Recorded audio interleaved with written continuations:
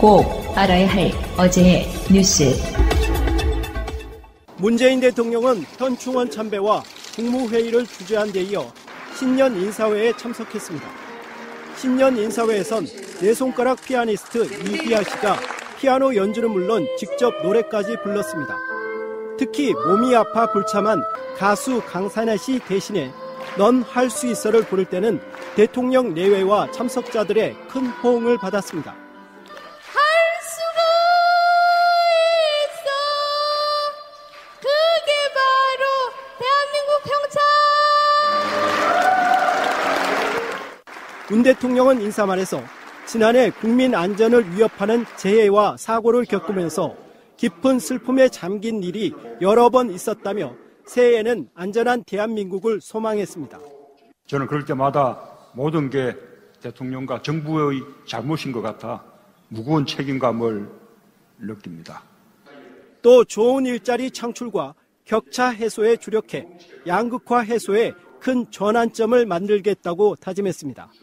올해는 국민들께서 나라가 달라지니 내 삶도 좋아지는구나 느끼실 수 있도록 잘못된 제도와 관행을 바로잡는 일은 대한민국의 근간을 반듯하게 세우는 일이라며 적폐청산 작업도 중단 없이 이어가겠다는 뜻을 밝혔습니다.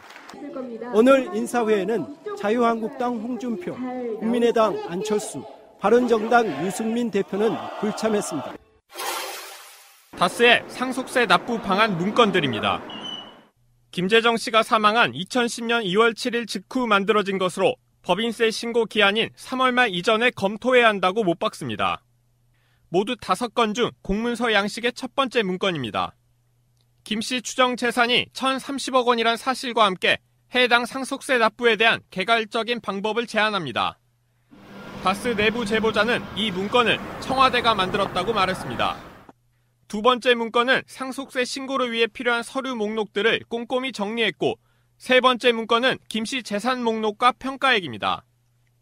첫 문서에 제시된 가이드라인에 따라 다스 측에서 조사해 보고한 것으로 보입니다.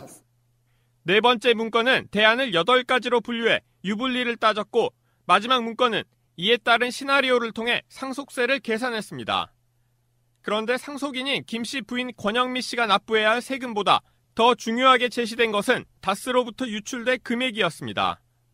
회계 전문가들은 해당 문건이 상속인이 아니라 다스 실소유주 입장에서 작성됐기 때문이라고 분석했습니다. 권영미 씨가 아닌 사람이면서 다스의 지대한 이해관계를 가지고 있는 사람이 작성한 거죠. 그러니까 결국은 다스의 실소유주의 관점이 반영된. 실제 권 씨에게 가장 유리한 방안으로 보이는 것은 현금을 대출받아 상속세를 내고 다스 지배권을 유지하는 겁니다. 대출금은 배당을 통해 갚으면 되기 때문입니다. 하지만 문건에서 이 대안은 다스에서 현금 유출액이 가장 많은 것으로 평가됐습니다. 다스 시 소유주가 권 씨가 아닐 경우 다스에선 세금과 배당으로 2천억 원 이상을 지출해야 하기 때문입니다. 결국 권 씨는 문건이 최종 제안한 대로 다스 주식으로 상속세를 냈고 청계재단에 일부 주식을 기부했습니다. 그러면서 기업 지배권을 잃었습니다. 최대 주주가 자신에게 가장 불리한 상속 대안을 선택한 겁니다. 전 다스 총무차장은 이명박 전 대통령이 다스 공장이 있는 경주를 방문할 때면 골프장과 항공권 예약을 모두 다스 직원들이 담당했다고 주장했습니다. 특히 비용을 결제할 때는 다스 법인카드를 사용했다고 밝혔습니다. 또 이 관계자는 이 전 대통령을 대신해 항상 자신의 이름으로 골프장을 예약하는 것은 물론 이 전 대통령 수행을 위해 명절에도 출근을 해야 했다고 전했습니다. MB는 교인이잖아요. 차례를 안 지내. 그러니까 그 기간에는 김윤웅 여사하고 운동하러 절기로 내려오지. 그러면 저는 차례도 못 지내고 저행을 해야지. 그러니까 뭐 광고였잖아. 왕 회장이 오는 데가 제가 뭐. 이 전 대통령의 부인 김윤옥 여사가 친구들과 함께 경주에 방문할 때에도 골프 예약과 수행은 다스 직원들의 몫이었습니다. 항공권을 끊을 때는 이 전 대통령 측에서 VIP석을 고집했다고도 말했습니다. 서울로 언제 올라가야, 몇 시에 올라가야 되니까 비행기는 VIP석을 끊으라. 뭐 이런 식이죠. 이름은 이명박이고 결제는 법인카드로 결제하고. 검찰은 다스 관계자들을 잇따라 소환해 이명박 전 대통령과 다스의 관계를 파악하는 데 주력하고 있습니다. 방송 중간에 좋아요를 눌러주시면 새날팀들에게 큰 힘이 됩니다. 미리 감사합니다. 트위터가 진짜 언론입니다. 걸어다니는 정치 시사백과사전 디테일의 제왕 최민희 의원과 깨먹는 시간. 우리 미니 하고 싶은 말 다 해. 미니미니 31번째 시간입니다. 2018년의 첫 방송이기도 합니다. 어서 오십시오. 안녕하세요. 예, 어서 오시고요. 의원님 특유의 그 안녕하세요 하는 그 톤이 있어요. 그게 참 듣고 싶은 날이 있어.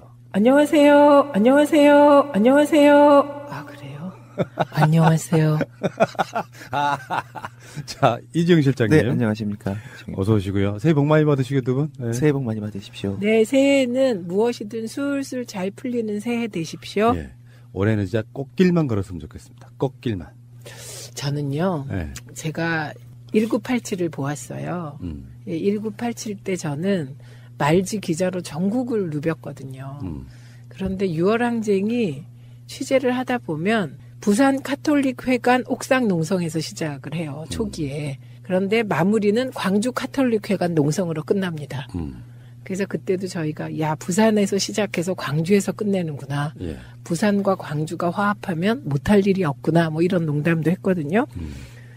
그래갖고 1987을 혼자 본 게 아니라 우리 딸하고 이제 언론운동하는 오랜 후배가 있어요. 네, 그래갖고 같이 봤는데 그 영화를 보고 나오면서 우리 딸이 야 엄마 저 때 안 죽고 살아남아서 나 나왔구나.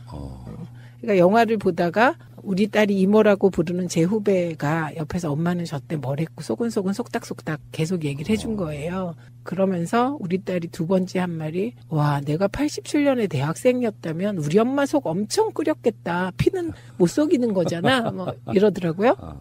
그런데 제가 그래 네가 그렇게 소중한 존재야. 그랬더니 우리 딸이 엄마 그 영화 보고 나니까 엄마가 참 소중한 존재로 느껴지던데? 왜냐면 우리 딸은요. 어제도 제가 봉화 가서 김경수 의원 만나서 처음으로 사진을 찍었습니다. 그러니까 사진을 찍을 필요가 없잖아요. 예를 들면 훈안인과 제가 사진 안 찍잖아요.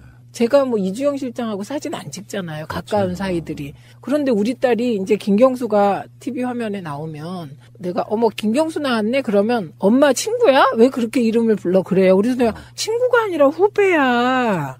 친하다고. 그럼 안 믿어요. 그래서 이제 찍었죠. 우리 딸이 7살, 8살 그때는 윤민석이 한창 뜰 때가 있었어요. 그때 탄핵 때. 그때 윤민석의 그 헌법 제1조랑 뭐 너나니아 있었잖아요. 그거를 얘가 귀가 좋아갖고 엄마 그거 누가 작곡했어 그래요. 그럼 윤민석이라고 있어. 그럼 엄마 알아? 왜 그렇게 말해 그래요. 그래갖고 한 번은 윤민석 내 친구야 후배인데 아주 친해 안 믿어갖고 그 음악실에 같이 간 적이 있어요. 그 윤서 7살 때. 그래갖고 이제 가갖고 이분이 윤민석이야. 그러니까 이렇게 쓰러진 적이 있거든요. 그런데도 그때도 엄마가 이렇게 많은 좋은 사람과 아는구나가 아니라 윤민석을 만난 게 그래서 쓰러진 거에서 인정을 하네 우리 딸이. 근데 1987을 보고 나서 딸에게 인정받았다는 게 저는 뭐 아주 너무 기쁜 일이었습니다. 그렇군요. 그 말을 하고 싶으셔가지고 얼마나 참으셨을까. 이 얘기 하러 나왔는데요 오늘은. 아직 소개도 덜 끝났는데. 죄송해요. 자, 뭐 하고 싶은 거 다 하는 건 시간이니까. 뭐 잘라주세요. 아니 괜찮아요. 네.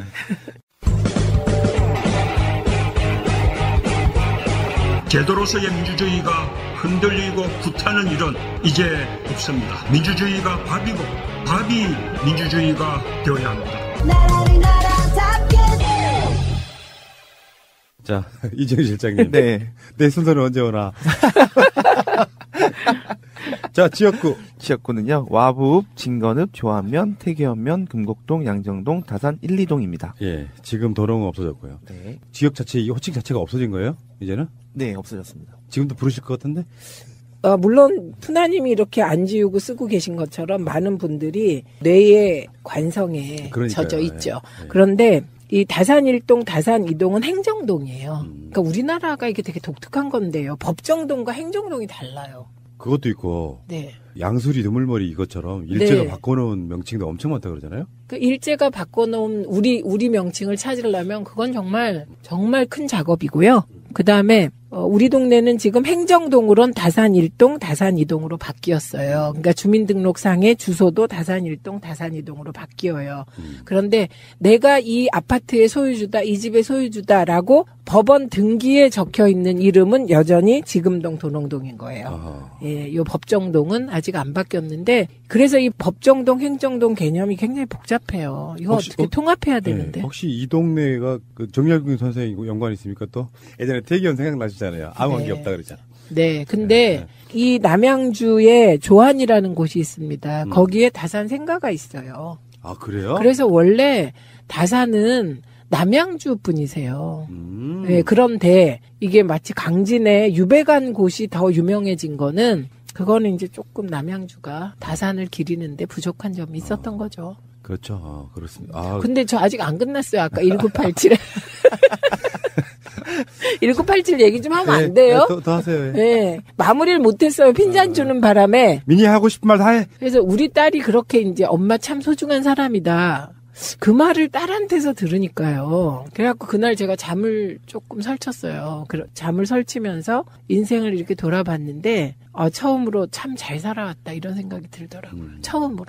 네. 1987을 보면서 그런 생각이 들더라고요. 저는 그 화면 속에 그 거리 알고요, 다. 그때 무슨 일이 있었는지 다 알고요. 그 이한열 열사가 그랬을 때 그 아현동까지 사람이 들어찼던 그게 다 생생하게 있고요. 무엇보다, 배은심 어머니요. 네. 배은심 어머니가 늘 걱정 어린 표정이셨는데, 젊었을 때 진짜 예쁘셨거든요. 그 사진 속에 젊은 아들, 그 똑똑한 아들 낳아가지고 그 똑똑한 아들이 좋은 대학 가고 그 막 엄마 얼굴이 막 환한 그 사진하고 어머니랑 민주화 운동할 때 같이 이제 거리에서 만나고 회의 때 만났던 어머니 얼굴이랑은 정말 슬픔이 사람을 완전히 바꿔버린. 그때 그 민가협이었죠. 민가협으로 출발을 했는데요. 나중에 이제 유가협하고 민가협이 분리되죠. 그때 그 유시춘 작가도 민가협 아니었어요? 민가협이었죠, 거기는. 네, 민주화 실천 가족운동협의회로 시작했는데, 이제 유가협이 분리돼서 나갔어요. 이게 민가협은 그냥 이제 구치소나 뭐 이런데 뭐 한 1, 2년 몇 년 사는 건데, 유가협은 이제 아들을, 자식을, 딸을 잃은 분들의 모임이기 때문에 조금 다릅니다. 배은심 어머니 때문에도 그날 잠을 못 잤고, 그냥 어머니의 그 얼굴 때문에요. 그 환한, 아들이 너무 자랑스러운 얼굴 있잖아요. 그 엄마들의. 그 얼굴을 화면에서 보는 순간 막 그때부터 눈물이 나기 시작해갖고 집에 와서도 계속 그냥 흐르는 거 있죠. 눈물이 흐르는 거. 네, 그랬습니다. 박종철 열사의 아버지는 이한열 열사의 어머니는 우리 시국 사건 30년 동안 요소마다 나타나셔서 민주화 같은 걸 역설했잖아요. 그렇죠. 네. 저는 박종철군 어머니 아버지, 박종철 열사의 어머니 아버지는 남다른 감회가 있죠. 왜냐하면 박종철 열사 아버님이 일체 언론에 응하시질 않았어요. 예, 그분이 공무원이셨어요. 그랬기 때문에 되게 그 아들이 고문으로 죽은 그 상황에서도 굉장히 신중한 태도셨거든요. 그런데 아마 그때 최초였을 거라고 생각하는데 말지가 최초 인터뷰를 실어요. 예. 그리고 그때 인터뷰어가 뭐 우리 사무국장님들 이름으로 다 나갔지만 제가 인터뷰한 거였거든요. 그래갖고 말지 동료하고 같이 부산역에 내렸을 때 그때 그 느낌이 그대로 지금도 살아있어요. 서울에서 되게 추워서 내려갔는데 부산역에 내리는 순간 뭔가 온화한 느낌? 기온차가 굉장히 났던 새벽에 추워서 덜덜 떨다가 부산역에 내렸는데 따뜻하고 포근한 바람이 감싸는 느낌이어서 부산이 너무 좋았는데 그 박종철 열사 집으로 찾아갔을 때 인터뷰를 하는데 어머니는 이제 말지라고 하니까 그 딸이 말지를 알고 있었어요. 그래서 말지라고 하니까 얘기도 해주시고 잘해주시고 그랬거든요. 처음에는 이제 그냥 제도 언론 기자인 줄 알고 약간 그 경계하고 막 그러셨는데 새벽에 쳐들어가니까요. 그런데 말지 기자라고 하니까 딸이 말지를 알았고 그래서 어머니는 이제 인터뷰에 응해 주셔서 최초 인터뷰가 아마 말지에 실린 걸로 기억이 돼요. 근데 아버님은 그때 인터뷰를 다 하고 이제 가보겠습니다 했는데 딱 한마디를 하셨어요. 우리가 나오는데 박정기 아버님이 인터뷰한 그대로 써. 만약에 사실대로 안 쓰면 용서 못해. 딱 두 마디를 하시더라고요. 근데 그때 말지야 뭐 우리는 송건호 회장님을 비롯해요. 그때 해직 기자 선배들께서 그냥 거의 사실주의자들이었어요. 그냥 팩트 신봉자들. 논평은 그 뒤다. 그래서 그냥 사실대로 적었고 그 인터뷰가 계기가 돼서 박정기 아버님이 인터뷰를 읽어보시고 이제 말지도 신뢰하게 되고 그래갖고 그 후로도 오래 이렇게 만나 뵙죠. 아버님 아프실 때도 이제 냉온욕도 하시고 그러셨어요. 약간 결이 다른 얘기인데요. 네. 저 어렸을 때 5.18 겪었죠. 세상에 막 눈 뜨기 시작할 때 87을 겪은 거거든요. 네. 그 사이에 90년대 초에 한참 분신들 많이 하던 시절이 있었잖아요. 그때 제일 친한 친구도 그때 한번 잃어봤어요. 그리고 여기까지 시간이 왔는데 87을 지금 이렇게 바라보면 그게 아주 옛날의 추억으로 느껴지는 게 아니라 지금도 진행 중인 것 같은 그런 느낌이에요. 특별한 느낌이 별로 없더라고요. 그러니까 생생해요. 저는 일단 그 화면 하나하나가 다 제가 거기에 있었던 곳이잖아요. 그런데 그 말을 이해할 것 같아요. 그러니까 광주 항쟁부터 6월 항쟁, 그리고 우리가 87년에 소기구, 6.29지만 소기구라고 했잖아요. 그리고 양김의 분열로 노태우가 대통령에 당선되고, 그리고 90년을 맞잖아요. 그래서 90년 이후 학생운동에서 많은 사람들이 몸을 불사르잖아요. 근데 그것도 지금 생각해 보면 87년 6월 항쟁으로 시민들이 만들어준 판. 그러니까 시민은 승리했는데 정치권이 욕망을 못 이겨서 진 그 사건이잖아요. 근데 그 감독이 그런 말을 했더군요. 1987 보면 마지막에 쭉 자막이 나오잖아요. 그 자막에서 제가 마지막에 가슴이 덜컥했어요.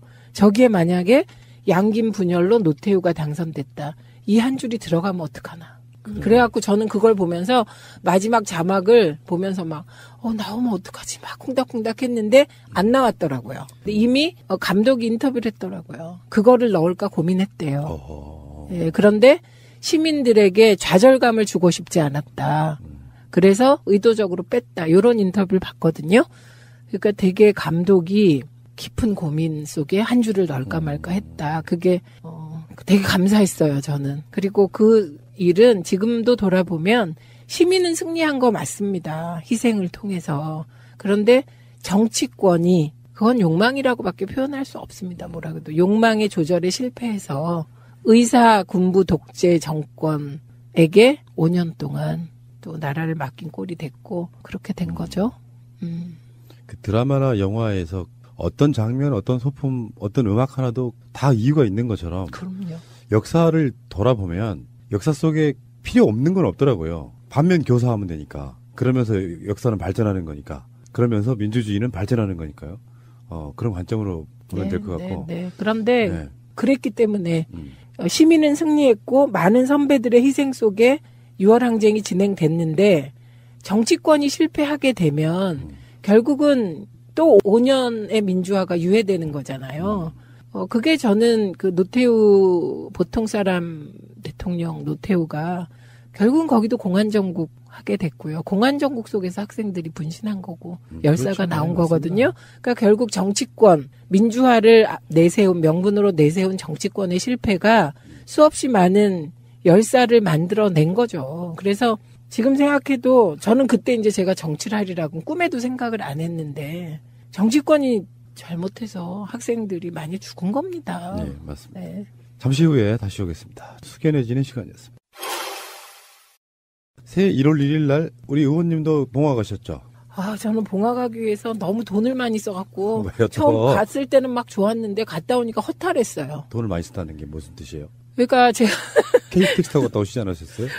이 얘기를 또 해드려야 되는데 처음에 노무현재단에서 매해 KTX를 이렇게 대절을 해서 가는데 처음에 이제 10만 원 주고 신청을 했습니다. 그런데 우리 동네에 해돋이 떡국 나눠주는 행사가 있었던 거예요. 새벽 5시 반부터. 근데 또 거기를 안 가게 되면 저 개인이면 안 가도 되는데 지방선거에 출마하시려는 분들이 많잖아요. 그분들을 위해서 저는 가야 되는 거예요. 그리고 늘 가왔기 때문에. 그래갖고 그 행사를 꼭 참여를 해야 되고 저녁 때 또 그 라디오 출연이 있었습니다. 그래서 이 두 개를 다 하고 봉화에도 가야 돼요, 저는. 안 가면 안 돼요. 그걸 맞추기 위해서 비행기 타고, 택시 타고, 다시 KTX를 동대구에 가서 타고. 그래갖고요, 저 한 5일치 방송 알바 비용을 다 탕감하고 다녀온 위대한 1인! 그렇지만 가치는 있는 인. 그럼요. 봉화에 1월 1일 날 엄청 많은 분들이 오셨다고. 네. 봤는데, 이해찬 총리, 뭐, 추미애 대표를 비롯해서, 문재인 대통령의 그 꽃도 와 있고, 뭐, 여러 가지가 분위기가 좀 숙연했나 봐요. 그러니까 정권 교체하고 처음으로 맞는 새해, 요 느낌도 있고. 네. 예전에는 왜 정치인들 어제도 뭐 보니까 이명박도 현충원 가가지고 뭐 한 게 있다고 거기서 친일파 새끼들이 진짜. 근데요, 그걸 우연히 이명박 대통령이 현충원 참배하는 걸 우연히 거리에서 뉴스로 보게 됐어요. 네. 그런데 옆에서 있던 젊은이들이, 어머, 저긴 아무나 가는 거야? 그렇게 얘기를 하더라고요. 현충원 참배는 아무나 하는 건가? 이래요. 얘기를 하면서. 그래서 이렇게 딱 보니까 그 이명박 대통령이 현충원 참배하는 게 싫은 거예요, 표정이. 나라를 나라답게 현충원에서 친일파들 다 반해야 됩니다. 박정희부터 시작해가지고. 그걸 부관 참시라고 하지 않나요? 그냥 이장이라고 하죠, 뭐. 네, 이장. 부관 참시는 유고를 꺼내가지고 다시 사형을 내리는 거니까. 어쨌건 그 봉화 마을에 굉장히 많은 분들이 모였고 그 모이는 느낌 자체도 굉장히 특별했을 것 같다는 생각이 들었어요. 저도 보도로 뭐 의원님이 이렇게 사진 여러 번 봤거든요. 네. 표정이 제 느낌이 그랬을지 모르지만 굉장히 더 숙연하시더라고요, 느낌적으로. 그 다른 분은 저는 와서 못 봤고요. 권 여사하고 권호 씨하고 그다음에 이해찬 총리님하고 이렇게 그렇게 보고 왔어요. 그런데 권 여사님 얼굴이요. 환하게 빛나는 거예요. 늘 권 여사님을 뵈면 눈물이 났거든요. 우리 집안 분이십니다. 눈물이 났어요, 진짜. 그런데 울 수 없기 때문에 다 표정이 숙연한데 안 좋은 쪽으로 숙연했던 거예요.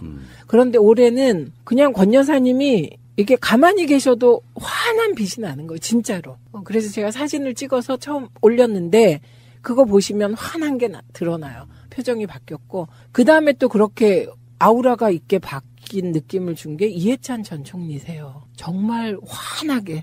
왜냐하면 그분은 2012년에 당대표 됐다가 당대표에서 쫓겨나고 그리고 대선판이 지는 쪽으로 가는 걸 지켜보고 아무것도 할 수 없고 그런 걸 다 겪었다가 이번에는 이해찬 총리가 캠프의 중심이셨거든요. 그래서 이런저런 그 모난 돌들이 나오면 그걸 다 징후로 쳐내시고 그리고 이렇게 마치 대선이라는 게요. 조각가가 멋진 작품을 만들듯이 모난돌은 모난돌대로 잘라내고 이렇게 둥글게 면을 말아가는 거잖아요. 그런 역할을 하셨거든요. 그러니까 3명의 대통령을 만드신 거잖아요. 그러네요. 네. 그분은 진짜 그러시네요. 네. 그리고 이해찬이 중심에 서지 않으면 이기기 어렵다는 거를 2012년과 2017년에 우리가 본 거잖아요. 그래갖고 문재인 대통령의 성공이 그게 단순한 성공이 아니고 문재인이 성공하면 통일의 초석이 닦이는 거고 문재인이 성공하면 진짜 새로운 대한민국의 길을 여는 거고 그런데 지금 문재인 대통령이 잘하고 계시다고 보면서 얼굴이요 그냥 환하게 밝아지셨고 그렇게 계속 이렇게 밝고 웃으시니까 저분이 내가 알던 그 면도칼 이해찬이 맞나? 이런 생각이 들 정도로. 은근히 그분도 유머 있으시더라고요. 유머가 있는데 그 유머가 아파요. 저 낙선하고 딱 만나자마자 첫인사가 뭐였게요? 그거 같아요. 맞춰볼까요? 맞춰봐요. 어떻게 하면 떨어지니? 뭐 이런 거. 김연한테 들었구나? 아니요. 그럴 것 같아. 그렇게 얘기했어요. 저 보자마자 위로한다는 게 씩 웃으시면서 어떻게 하면 선거에 떨어지는겨? 그 이야기를 제가 최재성 위원장한테 한번 들은 것 같아요. 그런 식이 그랬다고. 저도 뭐 개인적으로는 뭐 팟캐스트 하기 전에요. 어쩌면 되게 단순한 거였어요. 시작이. 직접적인 시작은 이제 문재인 대통령이 당선된 것 같은데 요 의문점에서 출발한 거긴 했는데 그 전에 내가 팟캐스트를 하면 해보고 싶었던 것 중에 하나가 노무현 대통령의 죽음이었어요. 거기에 대한 어떤 진실을 밝혀보고 싶다는 생각을 했었던 기억이 나고 그 전으로 돌아가면 이제 팟캐스트라는 매체가 생기기 전에 노무현 대통령 돌아가시고 나서 느꼈던 여러 가지 우리 국민들의 후회와 감회 이런 것들이 있잖아요. 네. 그중에 지금 제가 하고 있는 것과 상당히 연관이 있는 건데 정권까지 연장돼서 노무현 대통령 들어섰으니까 앞으로 뭐 잘 되겠지. 대통령 딱 되는 것까지 보고 손 다 놔버리는 사람들이 굉장히 많았어요. 일반 시민들 중에. 네. 그때 그것 때문에 노무현 대통령 돌아가셨다고 생각하는 그 빚진 감정들 이런 것들이 이제 정권 교체까지 왔고 지금도 뭐 이런 일을 하고 있는데 어찌됐건 대통령 보고 계신다면 이분 환하게 웃고 계실 것 같습니다. 잘 되셔야겠죠, 문재인 대통령도. 네, 그리고 또 하나 느낀 건데 거기에 모인 많은 사람들 그리고 지방선거에서 핫플레이스에 출마할 가능성이 있다고 얘기되는 분들이 있었을 거 아니에요. 그분들의 판단 기준이 무엇인지를 알 수가 있었습니다. 그래서 지금 거론되는 많은 분들이 이건 개인의 문제가 아니다. 그런 인식을 다 하고 있었다. 그래서 나라가 잘 되는 방향, 문재인 정부가 성공하는 방향, 민주당이 잘 되는 방향, 그 다음에 무엇보다 당원과 지지자들이 원하는 방향. 그 방향의 선택을 해야 한다는 느낌이 그냥 이렇게 흘러다녀요. 되게 좋은 조짐이죠. 그러니까요. 지금 아직 완성이 된 건 아니고 우리 코앞에 이명박도 있잖아요. 네. 그 사람이 버젓이 지금 강남거리를 활보하고 있잖아요. 네. 현충을 돌아다니고 있고. 자, 아직 멀었습니다. 지방선거 얘기를 잠깐 할게요. 사실은 뭐 이게 면밀한 데이터를 갖고 한다기보다는 지금 6개월 남겨놓은 상태에서 6개월이 아니죠 이제 5개월 정도밖에 안 남았네요. 네. 그 상태에서 민심은 어디로 가고 있는가? 4개, 5개 정도의 언론사가 한 여론조사들을 쭉 보면 네. 일단 큰 흐름은 문재인 대통령의 압도적인 지지율 거의 뭐 80% 정도 나오더만요. 저는 문재인 대통령 국정 지지율이 76% 이거 사변적 사건이에요. 그 얘기 하나만 하고 싶었어요. 예. 76%. 어디서 조사한 KBS요. 그것도 KBS.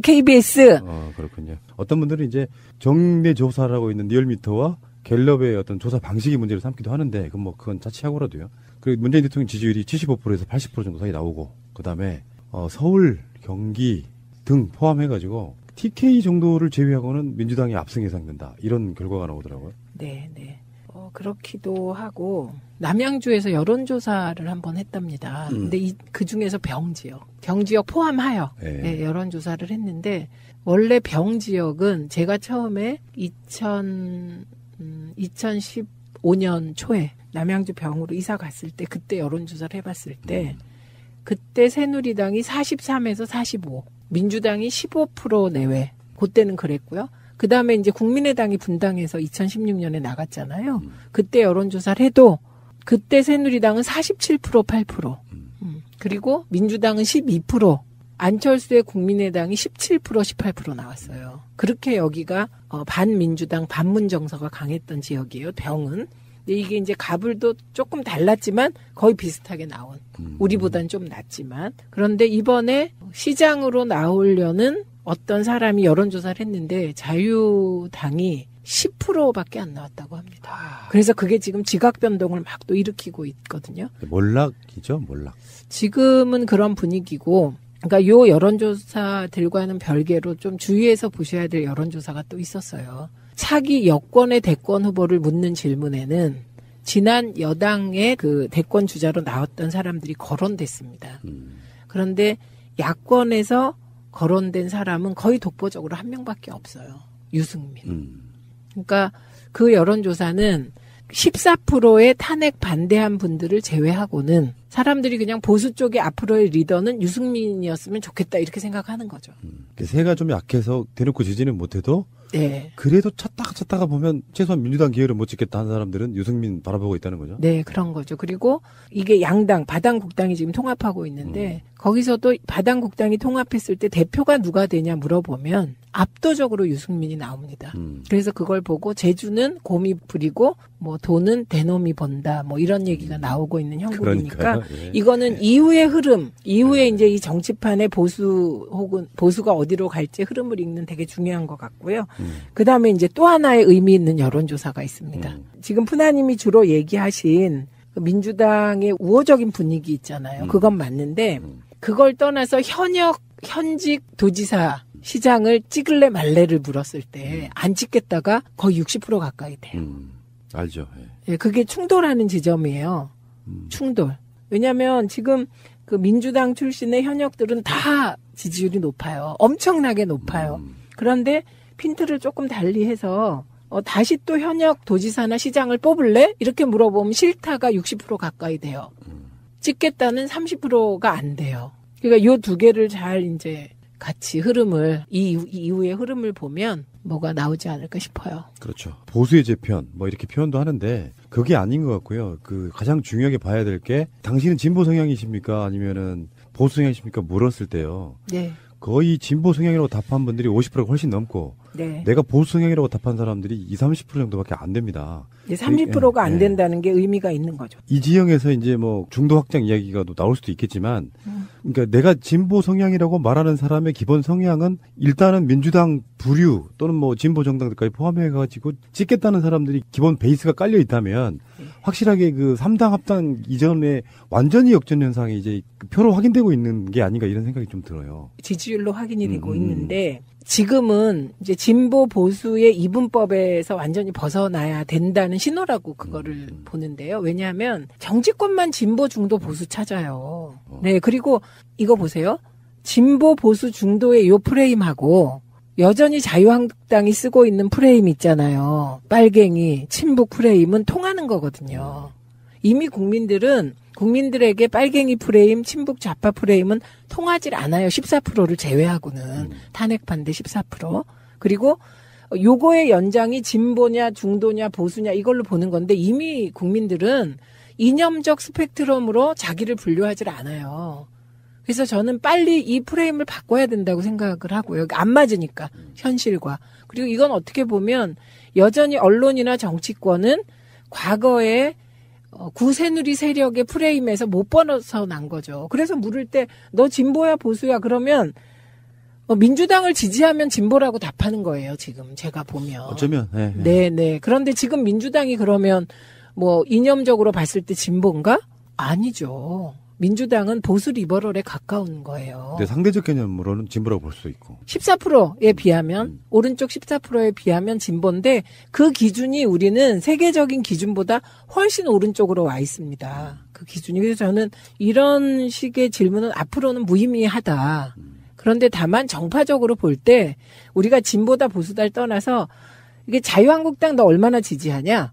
앞으로 지지할래를 보여주는 거죠. 그러니까 선거 때 최대 자유한국당으로 결집할 수 있는 세력이 30% 조금 못 미친다, 지금은. 이렇게 보는 게 맞겠죠. 그리고 이제 문재인 대통령의 지지율을 연령대별로 보면 대체적으로 20대, 30대, 40대가 굉장히 높은데요. 거의 90% 육박해요. 네. 그렇다 보면 자유한국당 부류는 더 미래가 없는 거죠, 지금.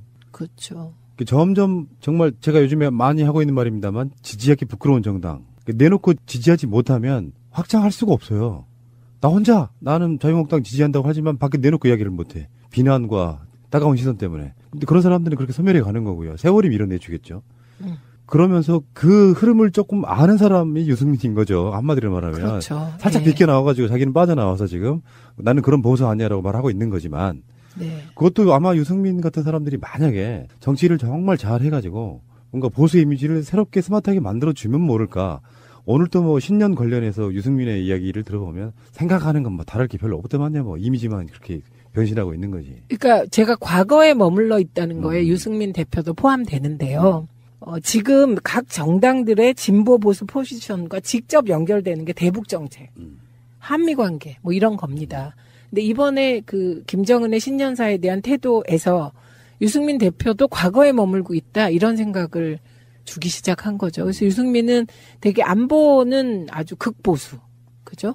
안보는 극보수로 가고 사회, 경제, 뭐 문화, 뭐 이쪽은 중도 진보 쪽 정도로 가겠다는 거잖아요. 그래서 따뜻한 보수, 정의로운 보수, 이거는 뭐 그거는 공감을 얻을 것 같아요.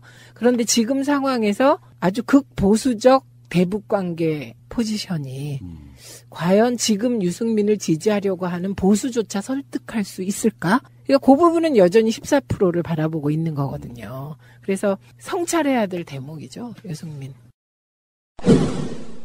뭐 지금 현재 서울시장, 경기도지사에 가장 유력하게 지금 치고 나가고 있는 사람들이 박원순 시장하고 이재명 시장이란 말이에요. 네. 또 그분들이 잘했기 때문에 지지율을 가지고 있는 부분도 있을 거고, 지자체장 할 때 말이에요. 박근혜 정권과 싸울 때. 네. 그리고 나서 지금도 문재인 대통령이 또 지지율을 견인해주고 더불어민주당은 다른 정당들은 막 온갖 난리가 나는데도 불구하고 아주 안정적으로 가고 있는 부분 이게 플러스 점수가 있을 거고 네.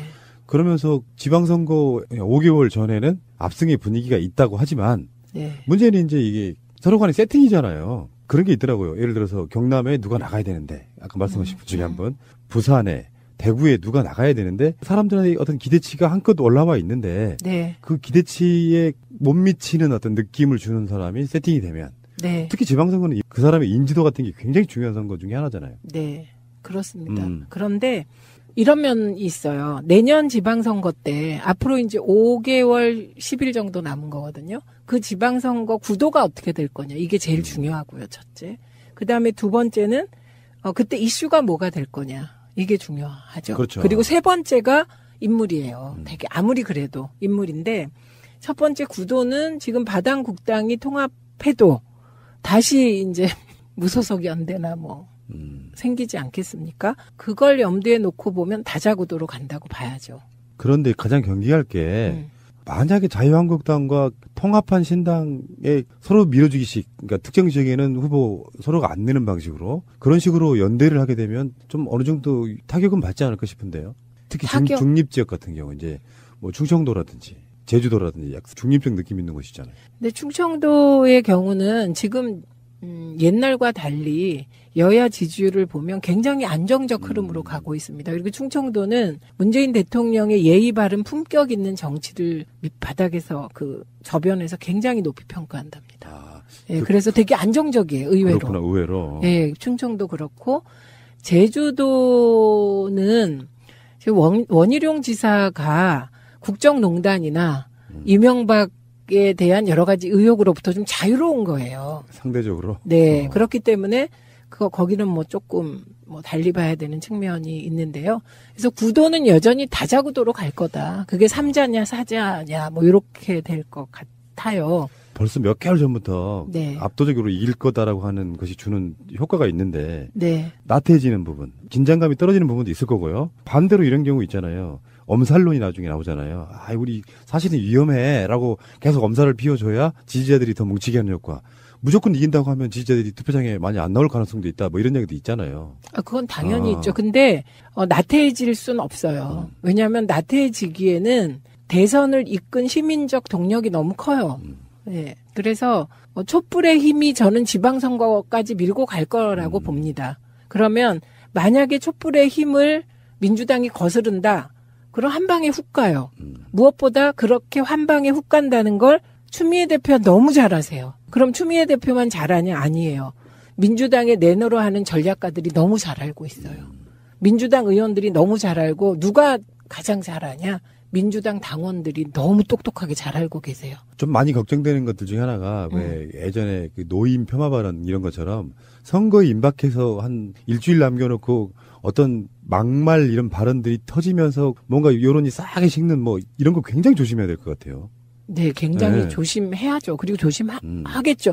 반면교사 삼을 게 한두 개가 아니잖아요. 예, 그런 것 같아요. 그래서 걱정은 되지만 그리고 우리나라의 정치 5개월은 다른 나라의 5년에 해당해서 무슨 일이 벌어질지 모르기 때문에 염려가 되긴 합니다만 워낙 우리가 많은 경험을 가지고 있고 무엇보다 당원과 지지자들이 너무 똑똑하고 지혜롭기 때문에 한두 명이 삐죽삐죽 거스를 수 없을 거다. 예, 이렇게 보고요. 그 다음에 이제 이슈는 뭐가 될까? 이런 거잖아요. 근데 지금 되게 예측하는 거 보면 적폐청산 이슈보다 정권평가, 중간평가가 될 거라고 대부분의 평론가들이 얘기해요. 그거 옛날 얘기예요.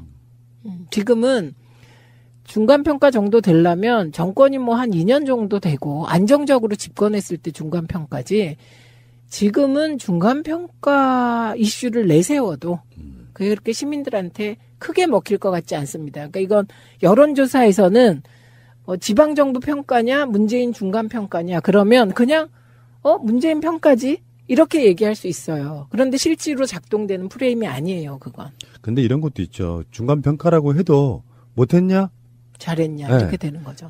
잘했는데 뭐 이렇게 나오면 할 말 없는 것이고. 네, 그것도. 그다음에 이게 갈수록 지금 4살 정권 교체로 정치적으로는 뭔가 중심이 잡혀가는 것 같은데 내 삶이 별로 안 바뀐 거 아니야? 이렇게 이제 생각하기 시작할 즈음이에요. 내년 지방선거 즈음이. 근데 그때가 되면 추경 효과가 일부 나타납니다. 그래서 자영업이 약간씩 지금 꿈틀꿈틀하기 시작해요. 그리고 최저임금 인상 부분에 대해서 워낙 언론이 막 융단 폭격을 해서 그런데 최저임금이 인상되면 소비가 늘어납니다. 또 그만큼. 그다음에 정부 자영업자 지원 대책이 있기 때문에 소득주도 성장이라는 게 조금씩 꿈틀대기 시작할 때예요. 그때가. 그렇기 때문에 정권 평가를 해도 말씀하신 대로 그렇죠. 뭐 잘했잖아? 이렇게 될 가능성도 있고 그다음에 또 하나는 내가 가만히 생각해 보면 내 삶에 직접적인 영향을 주는 게 중앙정부가 아니다. 지방정부다. 그것도 오히려 주민센터다. 제가 주로 만나는 사람 공무원들이요. 주민센터 직원. 그다음에 건강보험공단의 준 공무원. 이런 사람들이잖아요. 그래서 내가 피부로 느끼는 내 삶의 변화는 지방정부 교체로 완성된다. 이 부분에 대해서 프레임을 잘 짜야 될 필요성이 있을 것 같습니다. 저도 얼마 전 방송에서 그런 얘기 한 적이 있는데 아까 똑같은 말씀이세요. 정권만 바뀌면 뭐하냐. 지방정부가 바뀌어 삶이 바뀌지. 지금 딱 그 얘기. 그러면서 구민은 이제서야 무상급식 초등학교 시작했더라. 이런 식의 프레임이면 전 충분하다고 봐요. 예, 아주 그 프레임이 되면 이제 뭐 지금 언론이 여론조사하는 뭐 선거 때 프레임이 뭐 정권의 중간평가다, 적폐청산이다, 뭐 지방정부 평가다 이런 관념적으로 안 흐를 거라는 거예요. 참여정부 한번 생각해보면 그런 거 있잖아요.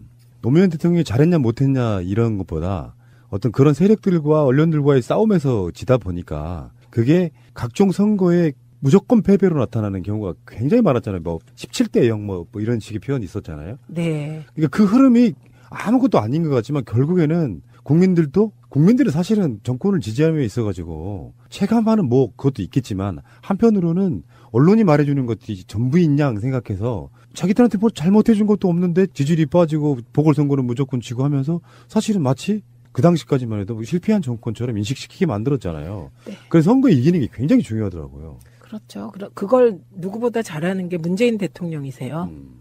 그리고 누구보다 억울해했던 분이시기 때문에. 지방선거 뭐 여러 가지 지지율 조사 나온 것들은 여러분들이 검색해 보시면은 대체적으로 민주당 후보들이 굉장히 압도적으로 앞서가고 있는 부분 고무적이긴 한데 항상 제가 마지막에 말씀드리는 이야기가 있습니다. 방심하면 안 됩니다. 당연하죠. 네, 근데 제가 몇 개는 확실하게 말씀드릴 수 있어요. 저는 김경수 의원은 경남도지사 출마할 거라고 봅니다. 왜냐? 지지자와 당원이 너무 원하기 때문에 그 흐름을 거스를 수 없다. 이렇게 봅니다. 현역 내려놓고도? 네. 예, 그렇게 할 거라고 보고 그 다음에 김영춘 장관은 나와야 한다고 강력히 주장합니다. 저는. 그래야 이길 수 있다. 이겨도 20, 30대가 동의하지 않고 이길 수 있다. 그러니까 저는 이번 선거에서 우리가 이기기 위해서 자유한국당 성향인데 그 사람을 지지한다. 이런 건 이번엔 안 해야 이긴다. 이렇게 보는 쪽입니다. 언론들이 계속 설레발 치고 저 사람 나오면 민주당 표 찍어주는 거 생각해 볼게 한 사람이 안 나가는 순간에 분위기가 좀 식는 부분이 분명히 있어요. 그렇죠. 예를 들면 이런 겁니다. 그 부산에 오거돈 무소속으로 나갔던 후보는 민주당에 입당했습니다. 최근에. 예, 그런데 그 사람이 민주당 후보가 됐을 때 보수표는 가져올 수 있어요. 근데 아까 말씀하셨잖아요. 20대, 30대, 40대가 문재인 정부 지지율이 80%, 90%다. 그중에 일부가 빠져나가서 엉뚱한 곳으로 갈 수가 있습니다.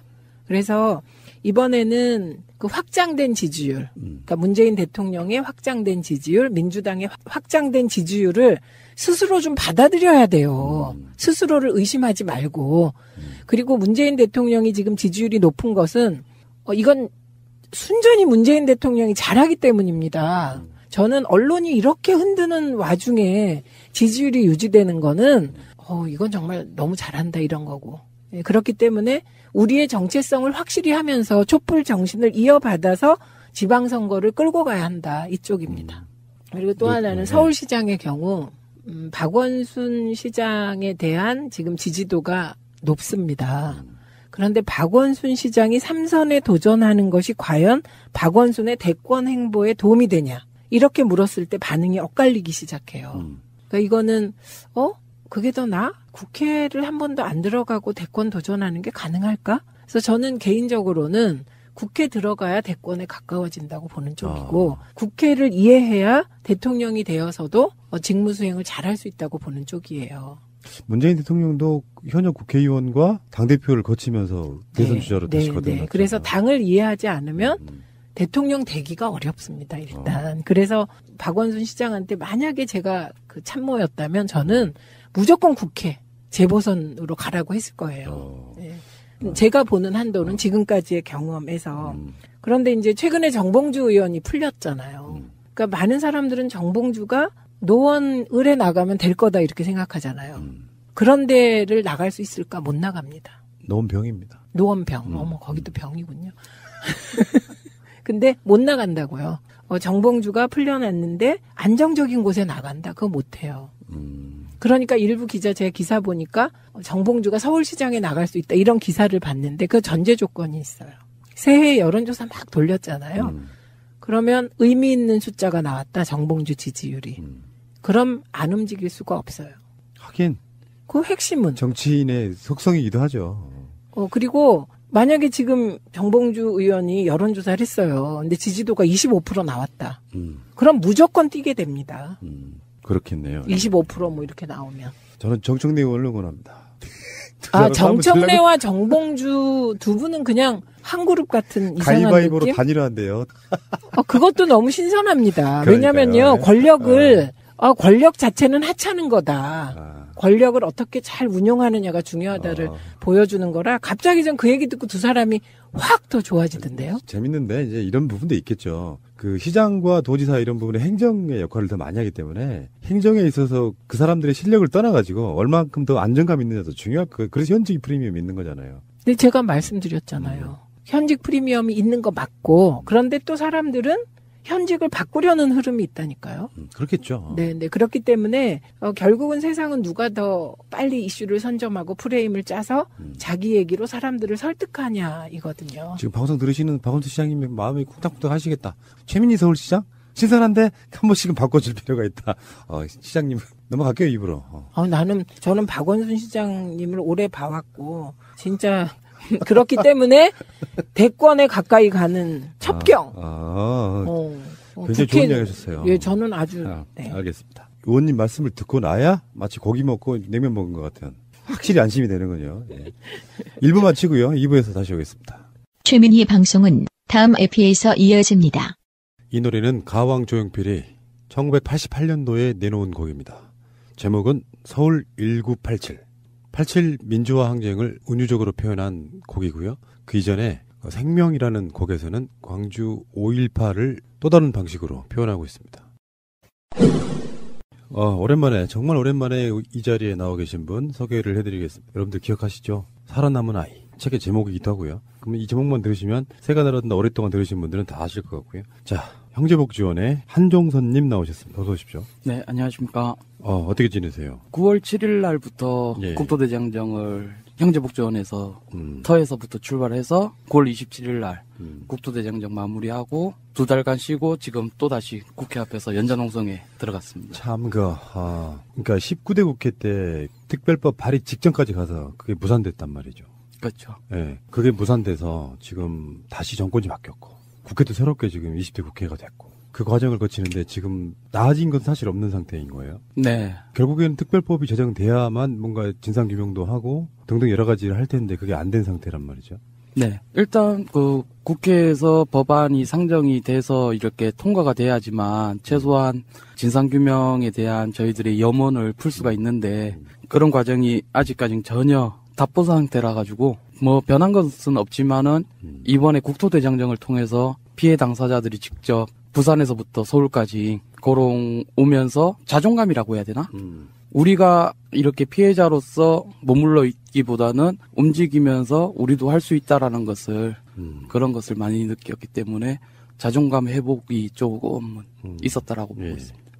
그 아까 제가 말씀드렸던 책 제목이라는 게 사실 어마어마한 게요. 75년부터 87년까지 12년간 공식 기록으로만 513명이 사망한 어마어마한 사건인데 이런 건 해결이 안 될 거야 라고 그냥 주저앉았다면 그냥 역사 속에 묻히고 마는 사건이 됐을 거예요. 네네. 이 사건을 공론화시킨 바로 당사자이기도 하시고, 물론 많은 분들이 같이 이렇게 참여해서 하시기도 하시지만, 사실 공론화시키는 것도 혼자 국회 앞에서 1인 시위를 시작했다가 국회의원들까지 이제 결합을 해가지고 법 발의 직전까지. 사실은 이번 국회에서 그 법 그대로 갔다가 공청회 정도만 거치면 그냥 다시 또 끝나는 문제잖아요. 사실 알고 보면. 그렇죠. 네. 아, 정말 대단하시고요. 부산에서 서울까지요? 네. 행군. 네, 486km 정도 되더라고요. 아, 제가 특수부대 나왔잖아요. 네. 그래서 보통 이제 400km 행군이 천리행군이에요. 아. 근데 그 천리행군 같은 거 해보면 느끼는 건, 물론 이제 서로 간의 상황은 좀 다르고, 군대에는 굉장히 속보로 가거든요. 그 400km를 한 거의 일주일 정도에 주파를 해야 되고, 어마어마하게 무거운 거 쥐고 가는 건데, 군화 신고. 그래도 그 행군은 엄청 힘들어요. 그렇죠. 해보시니까 어떠셨어요? 두 번 다시는 걷고 싶은 생각이 없어요. 네. 거의 군인들도 이제 그런 식으로 걷고 나면은 거의 이제 사실은 몸이 거의 불구 상태. 네. 며칠을 움직이지도 못할 정도로 힘든 네. 뭐 이런 상황 겪고 있는데, 사실 이런 것 같아요. 정권이 바뀌고 나면 뭔가 세상이 금방 바뀔 것 같지만 누구나 다 우리 쪽 먼저 봐달라고 다 소리치고 있잖아요. 근데 그 상황에서 알아서 해주겠지 하면 해주는 법은 없는 거예요. 그렇게 생각하시는 거잖아요. 네, 그렇죠. 국회 앞에 지금 어디쯤에 계신 거예요? 6번 출구, 국회의사 당역 6번 출구. 언제나 처음에 시작했던 그 자리에서. 그 자리에서. 그 자리가 그쪽, 영등포 쪽 가는 그쪽 방향 쪽에 있는 거예요? 네네. 지금 추운 날씨에 또, 하긴 예전에도 추운 날씨에 있다. 네. 그, 어떠한 진정성 있는 싸움에 추위나 더위는 어떻게 보면은 아무런 장애가 되진 않죠. 지금 종선님이 우리 방송에 오랜만에 나오셨기 때문에 잘 모르실 분들을 위해서 조금만 소개해 드리자면, 저는요, 이분을 제가 만난 여러 가지 인터뷰 중에서 가장 입지전적인 인물이라고 생각합니다. 실제로 그 형제복지원이라고 하는 집단 수용시설을 500명이 넘는 사람들이 죽어갈 정도의 그 엄혹한 곳에서 살아남아가지고 어른이 돼서 국회 앞에서 그걸 처음으로 공론화시킨 장본인. 생각해보시면 정말 엄청난 일을 하고 계신 거라고 생각이 드는데, 그 이야기는 이제 지금 주된 목적은 아닌 것 같고, 오랜만에 뵈서 반갑고요. 안 나오신 사이에 정권 교체가 됐어요, 일단은. 네.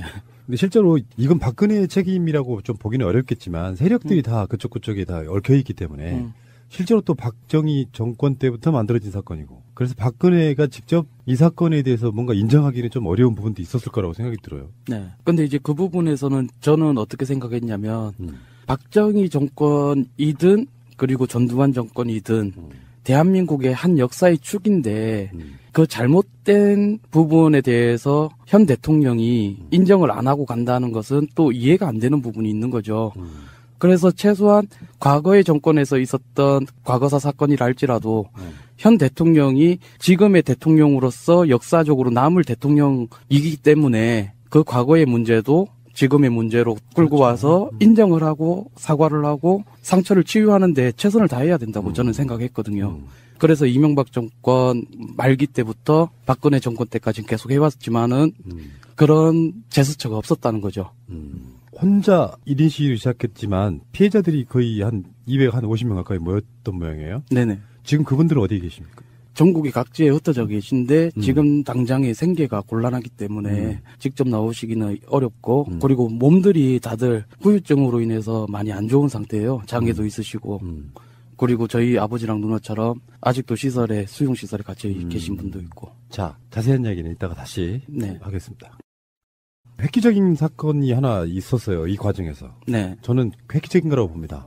물론 이제 박근혜 정권 같은 정권은 국가인권위원회라고 하는 것이 사실 유명무실했단 말이죠. 근데 문재인 대통령 자체는 워낙에 인권에 대한 중요성을 아시는 분이라고 생각이 들고, 인권위원회가 지금 형제복지원 특별법을 조속히 제정하라고 권고를 했습니다. 네. 이건 굉장히 중요한 사건 중에 하나라고 보는데 어떻게 생각하세요? 당연히 해야 할 일이라고 저는 생각했고, 저희가 국토대장정 끝나고 나서 청와대에 가서 행정관님과 이렇게 면담을 했을 때 그것이 저희들의 요구 조건이었어요. 지금 당장에 진상규명해달라 이런 식으로 싸우러 간 것이 아니라 문재인 대통령께서 적폐청산을 이야기를 하셨고, 대다수의 국민들도 적폐청산에 대해서 염원을 담아서 투표를 한 거기 때문에 저희들은 피해 당사자로서 적폐청산을 지지한다. 그러기 위해서 피해 당사자들의 아픔을 먼저 끌어안아 달라. 그런 이야기였고, 지금 법이 통과되지 않은 상태에서 문재인 대통령께서 형제복지원 사건에 대해서 이야기가 하시기가 껄끄러우시다면 최소한 청와대 차원에서 브리핑이라도 전달해 주시든가, 아니면 국가인권위원회에 건의 위상을 세워주셨으니까 그 위원장님께서 자체적으로 검토를 하고 국회에다가 발언을 좀 해주십사 이렇게 이야기를 전달했죠. 근데 지금 인권위의 권고 중에는 이런 것도 있어요. 강제 실종 보호 협약 가입이 필요하다? 이게 뭐예요? 그거에 대해서는 정확한 법률적 문제라서 법리는 제가 어떻게 따져보지는 못하겠으나 아무튼 납치나 뭐 이렇게 강제적으로 아이들이 선택할 수 없는 구조에서 뭔가 이루어진 인권 유린이라면 그런 거에 대한 이야기인 것 같아요. 근데 형제복지원 사건도 그런 거랑 연관이 있잖아요. 아주 심각하게 영향이 있잖아요. 그렇죠. 길거리에 있는 사람들 그냥 무단으로 싹 들어가 버린 그런 사건이니까. 네. 어쨌건 이게 그냥 이걸로 끝나는 게 아니고요. 인권위가 이 사건을 이렇게 권고를 하게 되면 인권위 스스로도 계속 모니터링을 한다면서요. 네네. 그 특별법이 제정되는지 안 되는지에 관한 이런 부분들. 그렇죠. 구속 조치가 따르지 않으면은 말뿐인 말잔치가 되는 거죠. 형제복지원 사건에 대해서는요. 우리 방송이나 이런 데서는 굉장히 오래전에 다뤘지만 최근에 주류 언론에서도 다루는 걸 제가 봤거든요. 네. 그런 사건을 처음 들은 사람들, 뭐 그분들께 좀 말씀드리자 그러면 그 당시에는 그런 식의 인권 유린이 어마어마해서 형제복지원뿐만 아니라 여러 가지 다른 복지원 비슷한 거에 드러났던 현상이잖아요. 사건이잖아요. 네. 근데 이제 19대 때는 어떤 느낌이었냐면 이걸 들어주면 다 들어줘야 된다. 뭐 이런 개념으로 지금 저쪽에서 반대했던 부분이 있었죠. 네네. 그래서 지금 논의되고 있는 것은 한 대 묶어서 과거사로 풀어나가는 게 어떻겠느냐라는 이야기가 주류가 돼가고 있는 것 같아요.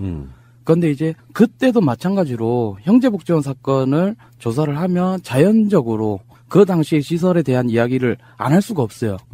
왜냐하면 내무부 운령 제410호에 의한 불황인 집중 단속 때 형제복지원과 같은 곳이 36곳이 있었어요. 전국에. 그렇기 때문에 내무부 운령 410호에 의해서 피해를 본 피해자들이 진정을 넣게 되면은 자연적으로 수사를 할 수밖에 없는 상황이죠. 그러니까 인권위에서 이야기된 거는 사실은 형제복지원 플러스 아까 36곳 정도의 그곳에서 그 자행됐을 인권유린, 심지어 사람 목숨 죽이는 것도 쉬웠던 되게 그런 공간이잖아요. 그렇죠. 그러면서도 정부에서 보조를 받고 그렇죠. 그 관리자들은 사익을 취했다. 일종의 대규모 학살, 살인사건이라고 봐도 되는 부분이거든요. 이걸 그냥 우리가 그냥 넘어갈 수는 없는 것이고 이것을 전 사회적으로 공론화시킨 분이 저는 한종선님이라고 보면 이렇게 시작했는데 이분은 지금 현재 포지션은 국회에서 이 추운 겨울에 노숙농성하고 있다. 이게 현실이다 보니 좀 안타깝긴 한데 아시겠지만 이 사건은 해결되리라고 믿어요. 네, 저는 그렇게 믿고 있습니다. 조금 더 힘을 내셔야죠. 힘은 최대한 내고 있습니다. 그러니까. 근데 사적으로 이야기를 들어가 보면 그렇게 해서 천막 안에서 누워 있고 엄청 춥고 막 그러면 좀 자괴감 같은 거 들지 않아요? 내가 지금 뭐 하고 있나?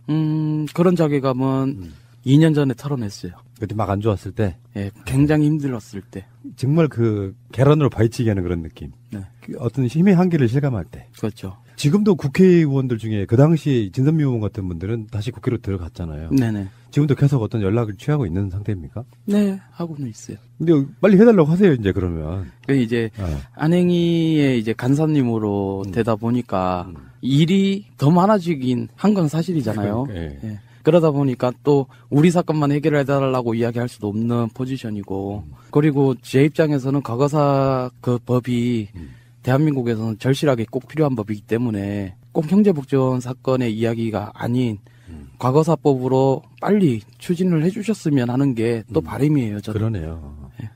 우리 것만 해달라 그러면 사실 좀 뭐 집단 이기주의 이런 느낌이지만 그렇죠. 아니 이기주의도 아니지. 그렇게 어마어마한 사건인데 어떻게 진상규명을 안 해요.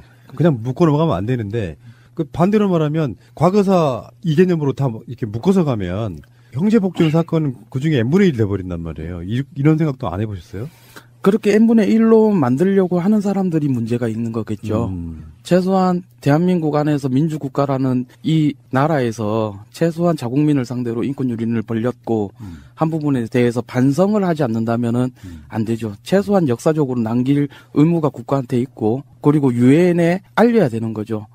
다음에도 아시안 게임이나 뭐 올림픽 같은 거는 전 세계적으로 계속 이루어질 것이기 때문에 개도 국가에서도 우리나라와 같은 일들이 반복되지 말라는 법은 없거든요. 최소한 먼저 겪어본 나라에서 유엔에 알려서 이런 문제점들이 우리나라에 있었으니 이런 일들이 일어나지 않게끔 방비를 할 수 있는 나라가 되죠.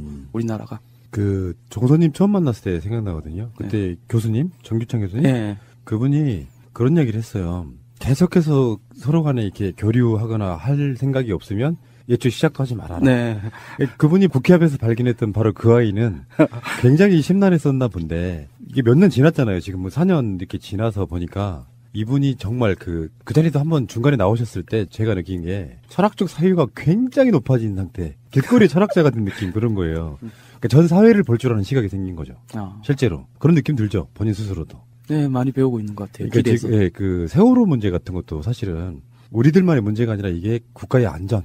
네. 국민의 안전 쪽으로 확대를 시켜놓으니 국민들이 더 그렇죠. 결합하는 부분이 있고 이게 이제 어떤 사유의 결과물 같은 것 같아요. 정말 철학자 되신 것 같아서 볼 때마다 제가 우러러 뵈는데 가끔씩 한번 뵐 때마다 사람이 이렇게 눈빛이 달라져 있어요. 그러니까 처음에 봤을 때는 약간 좀 눈빛이 인정합니다. 네, 근데 지금은 어떤 느낌이냐면은 뭔가 내가 배움을 많이 배워야 될 것 같은 스승 그런 느낌이에요.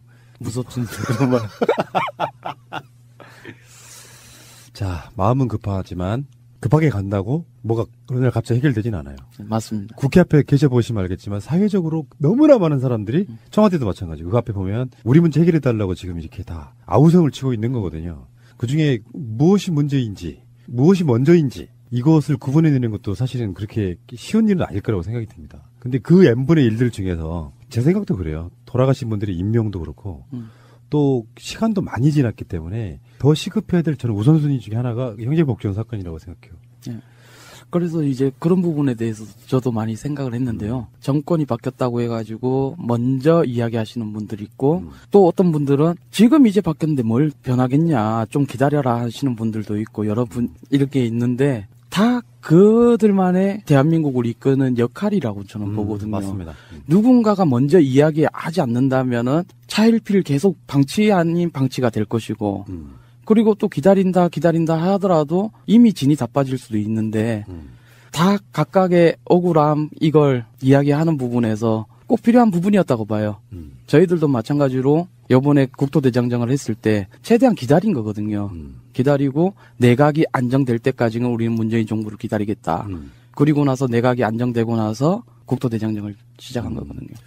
근데 국토대장정을 하고 나서 청와대까지 갔죠. 네. 그리고 나서 본인 스스로 이거 내가 잘했다 또는 뭐 얻은 거 뭐 이런 거 있어요? 피해 당사자들이 일단 업이 됐어요. 할 수 있다는 자신감 네. 이런 거? 누군가가 내 손을 잡아줄 때까지 기다리는 게 아니라 손이 내려오기 전에 내 엉덩이를 먼저 들어 올려보자. 이런 자부심이 생겼고 그리고 청와대 입구에서 막혔어요. 경찰에 의해서. 거기에서 이제 경찰의 요구 조건 그거에 대해서 알았다. 당신들의 요구는 우리가 알아들었으니까 여기서 개입하지 마라. 우리가 자체적으로 회의를 통해서 그 회의 안에서 결정된 사안으로 우리는 청와대 가겠다. 그리고 그 자리에서 바로 즉석 회의를 했죠. 거기에서 경찰이 길을 열었죠. 그래서 그 부분에서 이게 어떻게 보면은 대의민주주의가 아닐까.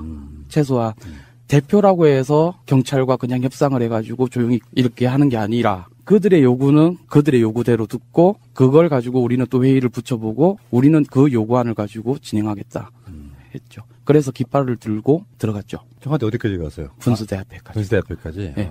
이게 뭐 지금 대통령한테 항의하러 간 건 아니잖아요. 그렇죠. 우리 목소리 좀 들어주세요. 네. 라고. 근데 지금 정부는 그런 건 좋더라고요. 그러니까 청와대 앞에가 시위하면은 다 나와가지고 일일이 다 체크를 한대요. 네. 그 요구사항이 뭐고 어떤 상황이고 이걸 체크를 한대요. 어쨌건 저는 중요한 건 대통령의 의지라고 보는데요. 지금 뭐 민주당 차원에서도 굉장히 많은 정치인분들이 거기에 관여도 돼 있고 그거를 해결하려고 노력하는 부분이 있어서 그러면 이제 지금 현재 국회가 2017년도에도 형제복지원 관련한 특별법을 만드는 건 이제 끝났고 본인들이 생각하시기에는 또 국회가 열리고 의정활동 계속 되잖아요. 전망이랄까요? 이게 어디까지 지금 갈 수 있을 것 같으세요? 일단 제가 봤을 때 본회의까지는 갈 것 같습니다. 느낌이. 지금 이거 주도하시는 분이 누구세요? 무엇을? 국회에서. 국회에서는 지금 이제 개별법, 단일법으로는 형제복지원 사건 특별법이 진선미 의원님께서 하고 계시는 거고 그리고 과거사법은 이제 소병훈 의원님, 진선미 의원님, 추혜선 의원님, 권은희 의원님까지 예, 이렇게 네 분에서 이렇게 과거사법을 추진하고 계신데 이게 통합안이 돼야 되는 거죠. 그래서 그 통합을 여야 안 가리고 이렇게 하고 있기 때문에 그 형제복지원 사건도 권위주의 시절의 과거사 사건이기 때문에 충분히 그 안에 들어가는 부분이죠. 그래서 이제 그 두 개 중에 하나인데 문재인 정부에서는 지금 과거사법에 대해서 강력한 의지를 갖고 있잖아요. 100대 과제 중에서 5번째 링크돼 있기 때문에 끝이 보이는 싸움이죠. 과거사법은. 사실은 군사 독재 기간이 지나고 군사 독재 연장이었던 정권도 지나고 김대중 노무현 대통령 10년은 또 그런 과거에서 굴러왔던 것들에 대해서 뭔가 고쳐내고 발굴하고 과거사를 찾고 이런 과정이었다가 그게 마무리가 안 된 상태에서 정권을 10년 가깝게 뺏겼던 부분이 있어가지고 다시 이제 과거에 대해서 일어난 일들에 대해서 벌물 터지는 거잖아요. 네. 참 어려울 문제일 것 같긴 해요. 정부도 어떤 시간적, 인적 한계라는 게 있기 때문에. 근데 진짜 중요한 건 꾸준히 하는 사람은 절대 못 이깁니다. 네. 저는 그런 면에서 최근에도 보면 이제 사회적 분위기가 사실상의 독재 정권이 무너졌으니까 뭐 여러 가지 비슷한 사건들 나오고 있는 것 중에 그 서산 개척단? 네. 그 이야기 저보다 많이 하실 것 같은데 설명 좀 해줘요. 그 부분에 대해서는 저도 자세한 거는 잘 모르는데 그 당시에 이제 개척단이라고 그래가지고 예전에 형제복지원 사람들을 이렇게 걷어들이듯이 뭐 넝마주의를 한다거나 뭐 이런 사람들 한데 모아가지고 이주할 곳으로 강제로 이주시켜서 땅을 분배를 시켜주고 거기에서 개척을 하게끔 만들어준 거죠. 그런데 그거를 다시 국가가 땅을 빼앗아 버린 거고 그리고 그 땅에 대해서 돈 주고 사가라 뭐 이런 식으로 하고 있는 걸로 알고 있습니다. 그게 인권유린이 어마어마했다 그러더라고요. 최근에 그렇겠죠. 모 언론이 그거 발굴해낸 기사이기도 한데 이제 왜 그 성매매 하시는 분들 그분들과 이제 짝 지어주고 뭐 그래서 개척을 다 하고 나서 사실상은 헌신짝 벌이들 버렸을 거고 그 사이에 어떤 열악한 환경들 때문에 돌아가신 분도 꽤 있을 거고 그러니까 그런 식으로 국가라고 하는 게 마치 사람을 부속품 그냥 재활용품 뭐 이런 거 버리듯이 쓰고 버리는 형태가 당연시됐던 그런 시대. 이거는 이제 엄연하게 민주주의 국가에서 일어난 일이니까 국가가 이건 책임져줘야 되는데 화나는 건 그런 거예요. 사고, 사건 이런 건 저 사람들이 저지르고 이 정부가 아무 죄도 없는 정부가 그걸 처리해야 된다는 거. 물론 그 역할을 맡아서 해야 되는 정부이기도 하지만 아이고 참. 자 그러면은 올해 그러니까 2018년에는 이제 그런 식으로 해결이 될 거라고 전망을 하시는 건데 구체적으로 그게 해결이 된다는 관점이 본회의까지 통과해서 법이 제정되는 거잖아요. 그렇죠. 법이 제정되고 나서 6개월 후에 이제 진상조사단이 꾸려지고 하는 과정이 남은 거죠. 근데 저쪽 세력들도 정말 만만치 않더라고요. 뭐 예를 들어서 5.18 진상규명하자, 특별법 만들자 했는데 그거 부결시켜버려요. 5.18 같은 유명한 사건도. 이게 순순하게 제정이 될까 하는 부분이 속내야 뭐 사람들이 많이 죽어간 사건이니 그쪽 사람들도 뭐 특별히 반대는 안 할 거야 하지만 다른 꼬투리를 잡아가지고 털어버리더라고요. 그래서 저희도 걱정하는 부분이 그런 부분이 있긴 한데요. 지금 당장에는 그 여야에 있어서 쟁점으로 안 떠올라 있을 뿐인 거예요. 이 사건이. 그런데 이게 이제 정치적으로 이용됐을 때 분명히 또 유언비어가 날조가 되고 막 이렇게 되는 과정이 있을 수밖에 없을 것 같아요. 만약에. 그렇죠. 그렇게 되면 이제 또 되게 어려운 싸움이 되는 거죠. 아직 유명해지지 않은 사건이니까 잠잠한 것 그러니까, 같아요. 아직은 관심 받기다 이거죠. 네. 그 사람들한테. 네. 정선님은 개인적으로 지금 누나하고 예, 아버지. 아버지하고 그분 두 분 어디 계세요? 지금 소양에 전북 완주의 소양에 정신병원에서 입원 중에 있습니다. 가끔씩 찾아뵈세요? 한 달에 한 번씩 꼬박꼬박 하고 있어요. 이렇다니까요. 청취자 여러분. 정권교체 이전, 그러니까 최순실 국정농단 났을 때부터 방송 팟캐스트를 들으신 분들은 이 사건이 뭔지를 몰라요. 그 전에 들었던 분들은 아는데 부산이었죠? 누나는 부산, 네. 아버지는 울산에서 찾았죠. 정신병원에서. 그러니까 그게 처음에 그 형제복지원 들어가게 된 계기를 우리 다시 한번 복기를 한번 해보자고요. 1984년도에 네. 이제 집에서 누나랑 학교 갔다 와서 집에 들렸는데 아버지가 계신 거예요. 그날따라 아버지가 가방 내려놓고 나왔나 해가지고 나가갔더니 부산 시내를 구경을 시켜주는 거예요.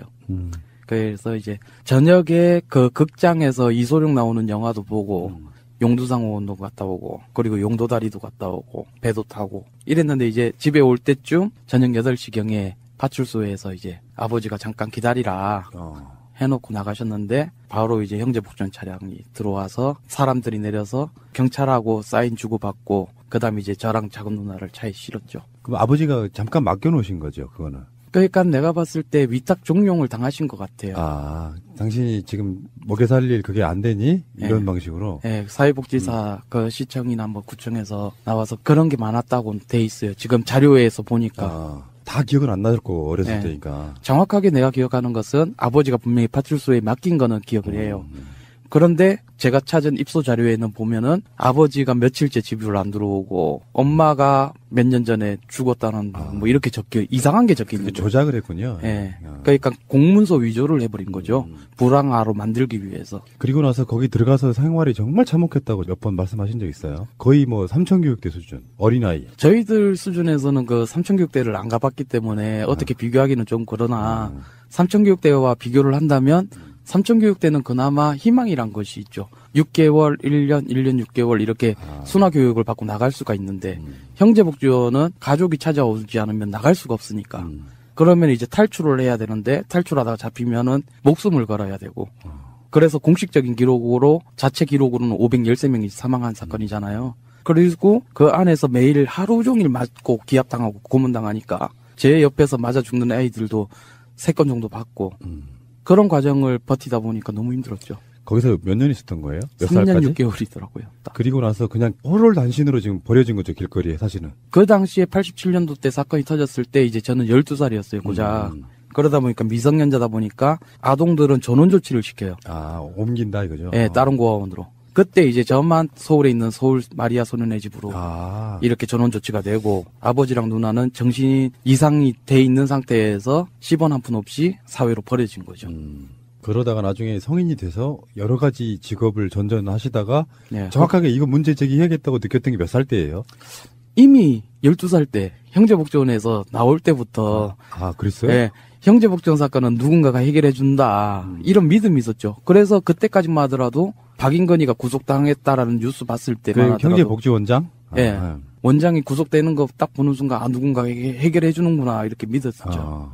그런데 알고 봤더니 해결된 게 하나도 없는 거예요. 어른이 돼서 알고 보니까. 보면. 그리고 아버지랑 누나를 찾을 때까지만 하더라도 누군가가 해결해 주겠지 하면서 버텼죠. 그러다가 내가 행동을 옮겨야겠다는 몇 살 때예요? 그때 이제 2008년도 때 그 촛불 집회 때 이제 광우병. 야, 햇수로 10년 됐네요, 그것도. 예. 그러면서 이제 혼자서 계획을 짰죠. 이걸 어떻게 알릴까 이런 거를 곰곰이 한 5년간 계속 머릿속에서만 생각을 했는데 행동하지 않으면 답이 없는 거예요. 그 내용을 더 자세히 알고 싶으신 분들은 살아남은 아이 책 지금도 판매하죠. 예. 살아남은 아이 한종선 공저로 돼 있죠, 다른. 예, 정규장 교수님과. 네. 그 책 한번 여러분 사서 보시면 더 도움이 될 것 같고요. 저희 방송 또 검색해 보셔도 인터뷰가 여러 가지 나옵니다. 그래서 10년 정도로 싸운 거네요. 사실상은 개인적으로는 입소 자료를 찾는 데만 해도 한 3년 걸렸으니까요. 진짜 민주주의가 그래서 힘든 거예요. 네, 더뎌요. 나라가 이렇게 막 복잡 다단하게 돼 있는 상태에서는 누가 내 문제에 대해서 막 집중해 주지도 않고 당한 사람만 억울한 거죠. 네. 처음에는 네. 막 멱살도 잡고 막 그랬어요. 사람들이 어디서 거짓말하냐고. 그러니까. 네. 근데 지금은 그렇게 유린이라는 표현도 좀 부족하지 않아요? 인권 유린 그런 뭐 대충 뭐 몇 대 만나보다 이런 느낌밖에 없어가지고 거의 뭐 살인마들 속에 들어있는 거잖아요. 사실 알고 보면 사람 목숨 하나는 그렇게 중요하지도 않은 거. 잘못 때려가지고 죽으면 그냥 묻어버리는 뭐 이런 형태로 갔을 테니까. 그러면 그게 사람 사는 곳이 아니었잖아요. 그렇죠. 버젓이 민주주의 국가에서 누군가는 길거리에 자본주의와 민주주의를 같이 하면서 출퇴근하고 가정 꾸리고 행복하게 살았을 사람들이 있었던 반면에 국가가 버젓이 그런 식으로. 그렇죠. 네. 이거는 진상규명이 돼야 되고요. 사실 알고 보면 이게 5.18 정도의 플러스 마이너스 시기예요. 그 진상규명의 시기가 그렇게 뭐 정말 오래됐다고 난 볼 수 없다고 생각이 들거든요. 70년대 중후반부터 80년대 중반 정도까지니까 그 사이 5.18 정도가 끼어있는 거라 형제복지원 사건 이거는 어떤 식으로든지 이번 국회 내에서는 이제 끝내야겠죠. 벌써 2년 다 돼갑니다. 국회가 지금 새롭게 개원한 지가. 그렇죠. 진선미 의원님 듣고 계시죠? 분명히 이제 형제복지원 타이틀 걸리면 분명히 들어보실 거라고 생각이 드는데 잘 좀 부탁드릴게요. 네, 꼭 부탁드리겠습니다. 노숙농성 한다는 거 지금 며칠째 하고 계시죠? 오늘이 53일차요. 날씨가 점점 추워져서 최근에 얼마 전에 엄청 추웠잖아요. 네. 그럼 어떻게 지내요? 잘 지내야죠. 거기에 뭐 어떤 방식으로 추위를 나냐 이거죠? 그냥 일단 와보시면 알 것 같아요. 말로는 표현이 안 돼요. 아니 그런 노숙농성이야 제가 많이 가봤죠. 엄청 많이 가봤죠. 특히 국회 앞에. 거기에 뭐 방한 장비 막 엄청 있을 거고. 다른 곳과는 좀 많이 틀릴 거예요. 왜요? 뭐 이렇게 준비를 많이 해놓으셨나? 아니요. 일단 되게 작아요. 뭐 대단한 집단이나 무슨 단체나 이런 게 아니기 때문에 더구나 그럴 거예요. 네, 그리고 일단 저희들 방식의 그런 거라서 약간 좀 다른 면이 있어요. 근데 다른 측면도 있을 것 같아요. 다른 사람들은 왜 경제복지원 이분들보다는 견딘 차원도 약간 다를 것 같다는 생각이 들어요. 조선님한테. 그건 좀 아닌 것 같아요. 그래요? 왜냐하면 서로의 아픔이란 게 그 아픔을 비교한다는 것 자체가 어불성설이고 역시 철학적 사유가 대단하십니다. 누군가한테는 자기 아픔이 자기 인생에서는 가장 큰 아픔인데 비교하면은 안 될 것 같아요. 그거는. 그래서 그들만의 노하우가 농성장으로 표현이 되는 거고 또 우리들은 또 우리들만의 아픔으로 농성장을 표현하는 것 같아요. 어떤 한 남자가 원초적인 질문을 본인에게 했을 것 같아요. 어렸을 때부터. 나는 왜 이렇게 살았어야 되는가 하는 그런 질문이요. 그건 지금도 들려요. 네, 그러니까. 근데 그 질문이 사실은 정말로 더디게 구체화되고 뭔가 행동으로 옮겨지고 하면서 지금까지 온 거예요. 이제 종선님은 이제 40을 훌쩍 넘었단 말이에요. 그렇죠. 근데 다른 사람들은 내 일이 아니니까 관심을 좀 보일지라도 내 일처럼 해주지는 않아요. 여기서 느끼는 괴리감, 서운함도 있을 거라고 생각이 드는데 저는 이제 가끔씩 이런 방송을 하면서 항상 드리는 말씀이 그래요. 세월호든 형제복지원이든 제대로 해결이 돼야만 나중에 결국은 우리 문제화 됐을 때 어떤 선례를 남기고 법을 만들고 처벌할 건 하고 진상규명을 해야 우리가 당하지 않는다. 요 신념인 거잖아요, 지금. 네. 정통님도 마찬가지고. 네. 본인의 신념 좀 이야기해 줘 보세요. 제 신념이요? 네. 일단 저와는 다른 언어로. 그래요? 일단 저는 신념이라고 한다면은 피해 당사자로서 그 피해자로 남을 것이 아니라 증언자로서 기록자로서 그리고 활동하고 거기에서 이제 살아남는 과정이 저한테는 신념이라고 저는 생각해요. 왜냐하면 피해 당사자들은 너무 많아요. 그러나 거기에서 살아남을 수 있는 사람들도 극한으로 한정돼 있을 거라고 봐요. 그러나 이제 누군가가 먼저 살아남는 모습을 봤을 때 누군가는 또다시 살아남을 수 있는 희망이 있는 거잖아요. 최소한. 그리고 앞으로 이런 일들이 일어났을 때에도 파해법을 아니까 그 과정에서 큰 도움을 가질 수 있다고 보고 있고 최소한 많은 사람들이 이렇게 도움을 주겠다, 이렇게 함께 하겠다 하지만은 내 일이 아니라서 좀 멀리 떨어뜨리는 과정이 있는데 제가 지금 이렇게 단체로 모여서 이렇게 활동을 해본 결과 그 많은 사람들 중에서 한두 명이라도 내 곁에서 꾸준히 남아 있어주는 사람 있다면 저는 성공한 삶이라고 봐요. 저는 개인적으로 뭐 너무 앞서가는지 모르지만 이제 특별법 만들어지고 진상규명도 되고 하고 나면 저는 종선님 같은 분들이 사회활동가로 남았으면 좋겠어요. 그래서 어떤 인권유린의 이런 것들을 같이 고발하고 노하우 하다 보면 노하우가 스스로 만들어지잖아요. 그런 것들로 이 경험들이 사회에 좀 도움이 됐으면 좋겠다 이런 생각을 하거든요. 그런 생각은 없으세요? 일단 그런 부분도 그 사회적에서 공감대가 형성이 먼저가 돼야 될 것 같고 저와 같은 사람들에 대해서 첫 번째로 인정해주고 존중해주는 문화가 자리 잡히지 않으면 어려울 인정해주잖아요. 최소한 우리 시청자분들은 다 인정해주잖아요. 네, 인정해주셔서 감사합니다. 한종선 대단하다. 아니 이건 개인이 할 수 있는 일이 아니에요. 사실 저도 못했을 것 같고. 저도 이게 저 혼자만의 이렇게 했다기보다는 모두가 다 같이 해주기 때문에 가능한 거죠. 그래도 개인이 이제 중심이 돼가지고 사람들을 같이 이렇게 끌고 갈 수 있다는 건 정말 대단한 거라고 생각이 들어요. 정말 장하시고요. 2018년도에는 이게 해결이 될 거다라고 보실 텐데 의외로 안 될 수도 있잖아요. 그래도 하실 거잖아요. 당연한 거죠. 네. 근데 최소한 저는 이렇게 생각해요. 이렇게 어떤 국회의원까지 결합돼서 법이 발의 직전까지 그러니까 발의는 됐고 통과하지 못한 상태로 끝났기 때문에 이걸 다시 하는 건 또 공청회 거쳐야 되는 거예요? 글쎄요. 아마 상대에서 상대가 있잖아요. 언제나 그쪽에서 요구를 한다면은 해야 되겠죠. 근데 5.18 특별법도 공청회 안 거쳤다고 들었어요.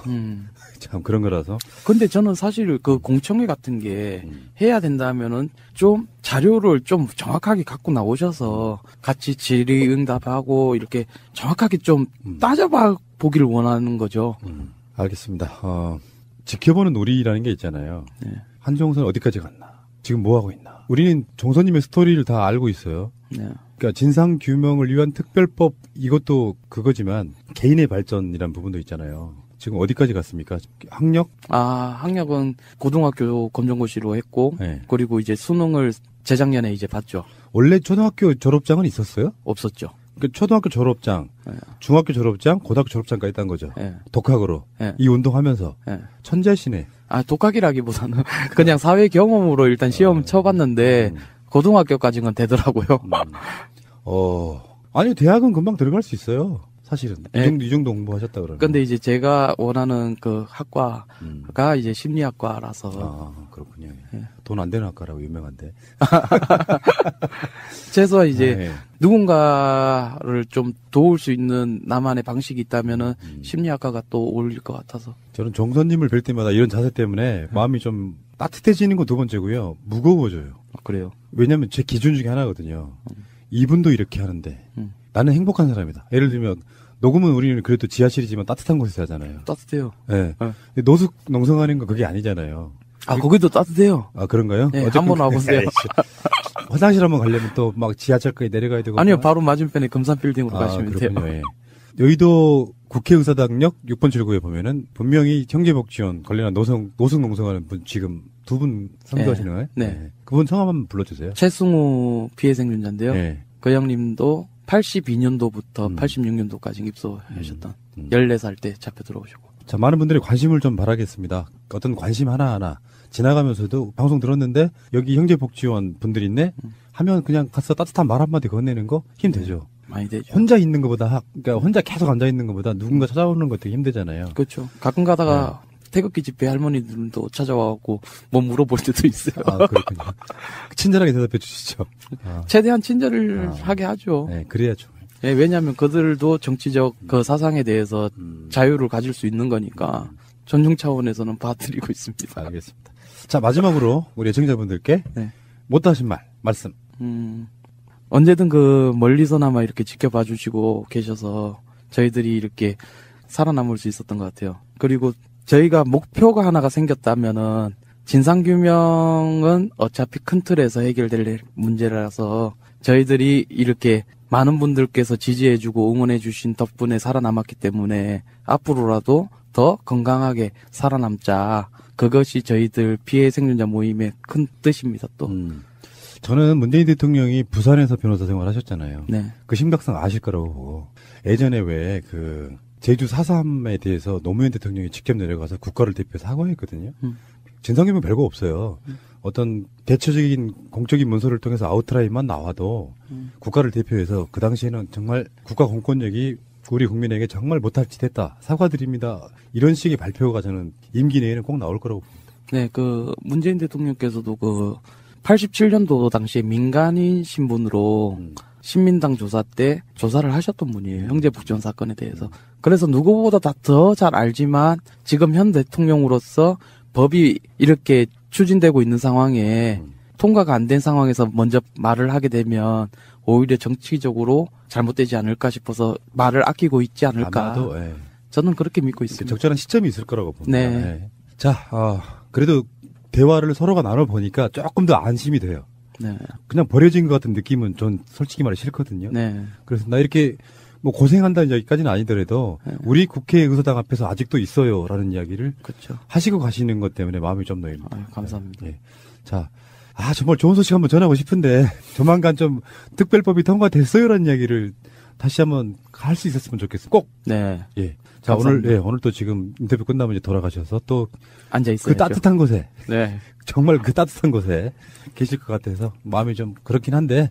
농성장 사랑방입니다. 여기까지가 끝이 아니고 이제 시작이다 이런 느낌으로 한번 가야겠습니다. 네. 자, 다음에 중간에 한 번 더, 또 중간에 한 번 더 하다 보면 몇 년 갈 수도 있고 아니면 바로 다음 인터뷰가 진상규명의 날일 수도 있습니다. 그렇습니다. 감사드리고요. 다음에 또 뵙겠습니다. 고맙습니다. 예, 감사합니다. 예. 부산과 광주가 화합하면 못할 일이 없구나 뭐 이런 농담도 했거든요. 그래갖고 1987을 혼자 본 게 아니라 우리 딸하고 이제 언론운동하는 오랜 후배가 있어요. 네, 그래갖고 같이 봤는데 그 영화를 보고 나오면서 우리 딸이 야 엄마 저 때 안 죽고 살아남아서 나 나왔구나. 그러니까 영화를 보다가 우리 딸이 이모라고 부르는 제 후배가 옆에서 엄마는 저 때 뭘 했고 소근소근 속닥속닥 계속 얘기를 해준 거예요. 그러면서 우리 딸이 두 번째 한 말이 와 내가 87년에 대학생이었다면 우리 엄마 속 엄청 끓였겠다. 피는 못 속이는 거잖아. 뭐 이러더라고요. 그런데 제가 그래 네가 그렇게 소중한 존재야. 그랬더니 우리 딸이 엄마 그 영화 보고 나니까 엄마가 참 소중한 존재로 느껴지던데 왜냐면 우리 딸은요 어제도 제가 봉화 가서 김경수 의원 만나서 처음으로 사진을 찍었습니다. 그러니까 사진을 찍을 필요가 없잖아요. 예를 들면 푸나님과 제가 사진 안 찍잖아요. 제가 뭐 이주영 실장하고 사진 안 찍잖아요. 가까운 사이들이. 그런데 우리 딸이 이제 김경수가 TV 화면에 나오면 내가 어머 김경수 나왔네 그러면 엄마 친구야? 왜 그렇게 이름을 불러 그래요? 그래서 내가 친구가 아니라 후배야. 친하다고. 그럼 안 믿어요. 그래서 이제 찍었죠. 우리 딸이 7살, 8살 그때는 윤민석이 한창 뜰 때가 있었어요. 근데 탄핵 때. 그때 윤민석의 그 헌법 제1조랑 뭐 너나니야 있었잖아요. 그거를 얘가 귀가 좋아갖고 엄마 그거 누가 작곡했어 그래요. 그럼 윤민석이라고 있어. 그럼 엄마 알아? 왜 그렇게 말해 그래요. 그래갖고 한 번은 윤민석 내 친구야 후배인데 아주 친해 안 믿어갖고 그 음악실에 같이 간 적이 있어요. 그 윤석 7살 때. 그래갖고 이제 가갖고 이분이 윤민석이야. 그러니까 이렇게 쓰러진 적이 있거든요.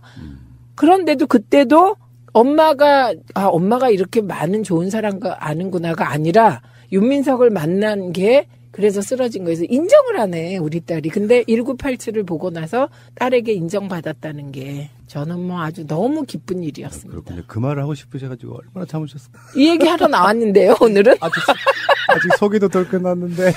죄송해요. 자, 뭐 하고 싶은 거 다 하는 건 시간이니까. 뭐 잘라주세요. 아니 괜찮아요. 네.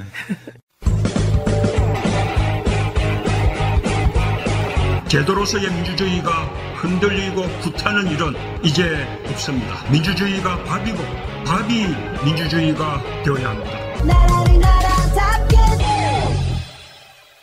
자, 이재용 실장님. 네. 내 순서는 언제 오나.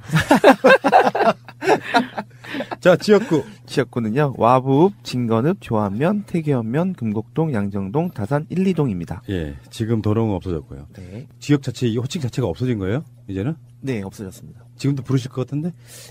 물론 푸나님이 이렇게 안 지우고 쓰고 계신 것처럼 많은 분들이 뇌의 관성에 젖어 있죠. 네. 그런데 이 다산 1동, 다산 2동은 행정동이에요. 그러니까 우리나라가 이게 되게 독특한 건데요. 법정동과 행정동이 달라요. 그것도 있고. 네. 양수리 드물머리 이것처럼 일제가 네. 바꿔놓은 명칭도 엄청 많다 그러잖아요. 그 일제가 바꿔놓은 우리 명칭을 찾으려면 그건 정말 큰 작업이고요.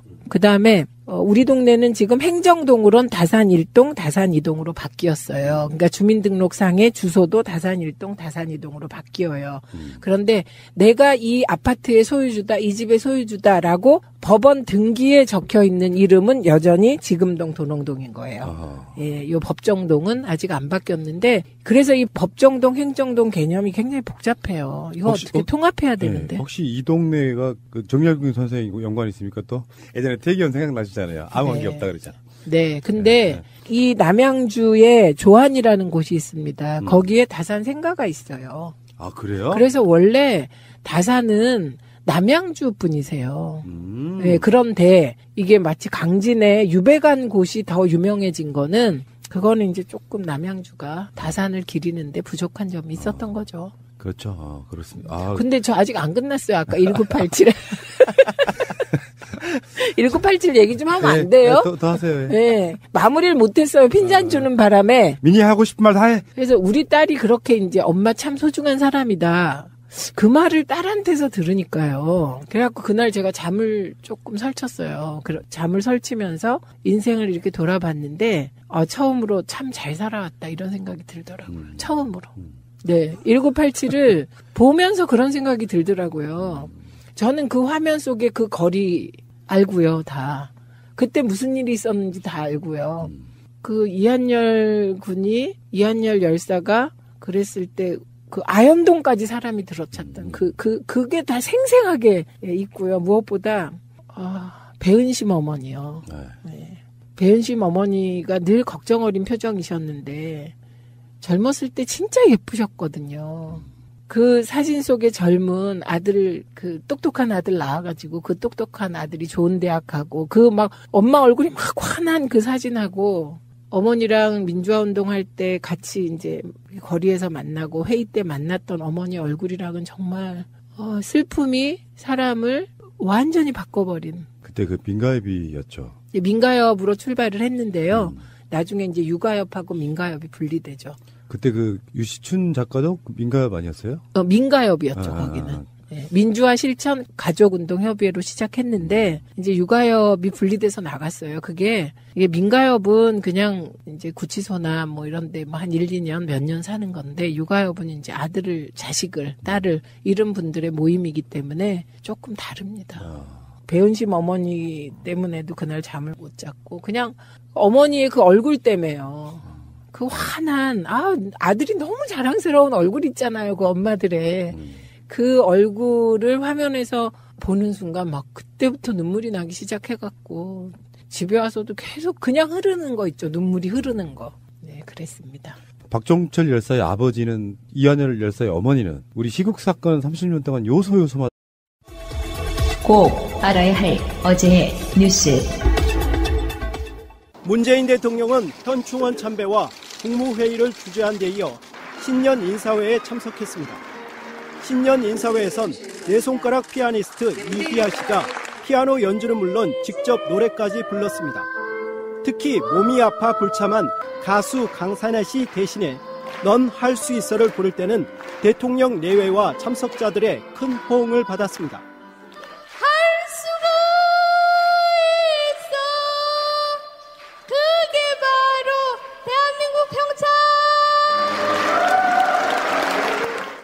문 대통령은 인사말에서 지난해 국민 안전을 위협하는 재해와 사고를 겪으면서 깊은 슬픔에 잠긴 일이 여러 번 있었다며 새해에는 안전한 대한민국을 소망했습니다. 저는 그럴 때마다 모든 게 대통령과 정부의 잘못인 것 같아 무거운 책임감을 느낍니다. 또 좋은 일자리 창출과 격차 해소에 주력해 양극화 해소에 큰 전환점을 만들겠다고 다짐했습니다. 올해는 국민들께서 나라가 달라지니 내 삶도 좋아지는구나 느끼실 수 있도록 잘못된 제도와 관행을 바로잡는 일은 대한민국의 근간을 반듯하게 세우는 일이라며 적폐청산 작업도 중단 없이 이어가겠다는 뜻을 밝혔습니다. 오늘 인사회에는 자유한국당 홍준표, 국민의당 안철수, 바른정당 유승민 대표는 불참했습니다. 다스의 상속세 납부 방안 문건들입니다. 김재정 씨가 사망한 2010년 2월 7일 직후 만들어진 것으로 법인세 신고 기한인 3월 말 이전에 검토해야 한다고 못 박습니다. 모두 5건 중 공문서 양식의 첫 번째 문건입니다. 김 씨 추정 재산이 1,030억 원이란 사실과 함께 해당 상속세 납부에 대한 개괄적인 방법을 제안합니다. 다스 내부 제보자는 이 문건을 청와대가 만들었다고 말했습니다. 두 번째 문건은 상속세 신고를 위해 필요한 서류 목록들을 꼼꼼히 정리했고 세 번째 문건은 김 씨 재산 목록과 평가액입니다. 첫 문서에 제시된 가이드라인에 따라 다스 측에서 조사해 보고한 것으로 보입니다. 네 번째 문건은 대안을 8가지로 분류해 유불리를 따졌고 마지막 문건은 이에 따른 시나리오를 통해 상속세를 계산했습니다. 그런데 상속인인 김 씨 부인 권영미 씨가 납부해야 할 세금보다 더 중요하게 제시된 것은 다스로부터 유출될 금액이었습니다. 회계 전문가들은 해당 문건이 상속인이 아니라 다스 실소유주 입장에서 작성됐기 때문이라고 분석했습니다. 권영미 씨가 아닌 사람이면서 다스의 지대한 이해관계를 가지고 있는 사람이 작성한 거죠. 그러니까 결국은 다스의 실소유주의 관점이 반영된. 실제 권 씨에게 가장 유리한 방안으로 보이는 것은 현금을 대출받아 상속세를 내고 다스 지배권을 유지하는 겁니다. 대출금은 배당을 통해 갚으면 되기 때문입니다. 하지만 문건에서 이 대안은 다스에서 현금 유출액이 가장 많은 것으로 평가됐습니다. 다스 실소유주가 권 씨가 아닐 경우 다스에선 세금과 배당으로 2천억 원 이상을 지출해야 하기 때문입니다. 결국 권 씨는 문건이 최종 제안한 대로 다스 주식으로 상속세를 냈고 청계재단에 일부 주식을 기부했습니다. 그러면서 기업 지배권을 잃었습니다. 최대 주주가 자신에게 가장 불리한 상속 대안을 선택한 겁니다. 전 다스 총무차장은 이명박 전 대통령이 다스 공장이 있는 경주를 방문할 때면 골프장과 항공권 예약을 모두 다스 직원들이 담당했다고 주장했습니다. 특히 비용을 결제할 때는 다스 법인카드를 사용했다고 밝혔습니다. 또 이 관계자는 이 전 대통령을 대신해 항상 자신의 이름으로 골프장을 예약하는 것은 물론 이 전 대통령 수행을 위해 명절에도 출근을 해야 했다고 전했습니다. MB는 교인이잖아요. 차례를 안 지내. 그러니까 그 기간에는 김윤옥 여사하고 운동하러 절기로 내려오지. 그러면 저는 차례도 못 지내고 저행을 해야지. 그러니까 뭐 광고였잖아. 왕 회장이 오는 데가 제가 뭐. 이 전 대통령의 부인 김윤옥 여사가 친구들과 함께 경주에 방문할 때에도 골프 예약과 수행은 다스 직원들의 몫이었습니다. 항공권을 끊을 때는 이 전 대통령 측에서 VIP석을 고집했다고도 말했습니다. 서울로 언제 올라가야, 몇 시에 올라가야 되니까 비행기는 VIP석을 끊으라. 뭐 이런 식이지. 이름은 이명박이고 결제는 법인카드로 결제하고. 검찰은 다스 관계자들을 잇따라 소환해 이명박 전 대통령과 다스의 관계를 파악하는 데 주력하고 있습니다. 방송 중간에 좋아요를 눌러주시면 새날팀들에게 큰 힘이 됩니다. 미리 감사합니다. 트위터가 진짜 언론입니다. 걸어다니는 정치 시사백과사전 디테일의 제왕 최민희 의원과 깨먹는 시간. 우리 민이 하고 싶은 말 다 해. 미니미니 31번째 시간입니다. 2018년의 첫 방송이기도 합니다. 어서 오십시오. 안녕하세요. 예, 어서 오시고요. 의원님 특유의 그 안녕하세요 하는 그 톤이 있어요. 그게 참 듣고 싶은 날이 있어. 안녕하세요. 안녕하세요. 안녕하세요. 아, 그래요? 안녕하세요. 자, 이지영 실장님. 네, 안녕하십니까. 어서 오시고요. 새해 복 많이 받으시고요, 두 분. 네. 새해 복 많이 받으십시오. 네, 새해는 무엇이든 술술 잘 풀리는 새해 되십시오. 예. 올해는 진짜 꽃길만 걸었으면 좋겠습니다. 꽃길만. 저는요, 네. 제가 1987을 보았어요. 1987 때 저는 말지 기자로 전국을 누볐거든요. 그런데 6월 항쟁이 취재를 하다 보면 부산 카톨릭 회관 옥상 농성에서 시작을 해요. 초기에. 그런데 마무리는 광주 카톨릭 회관 농성으로 끝납니다.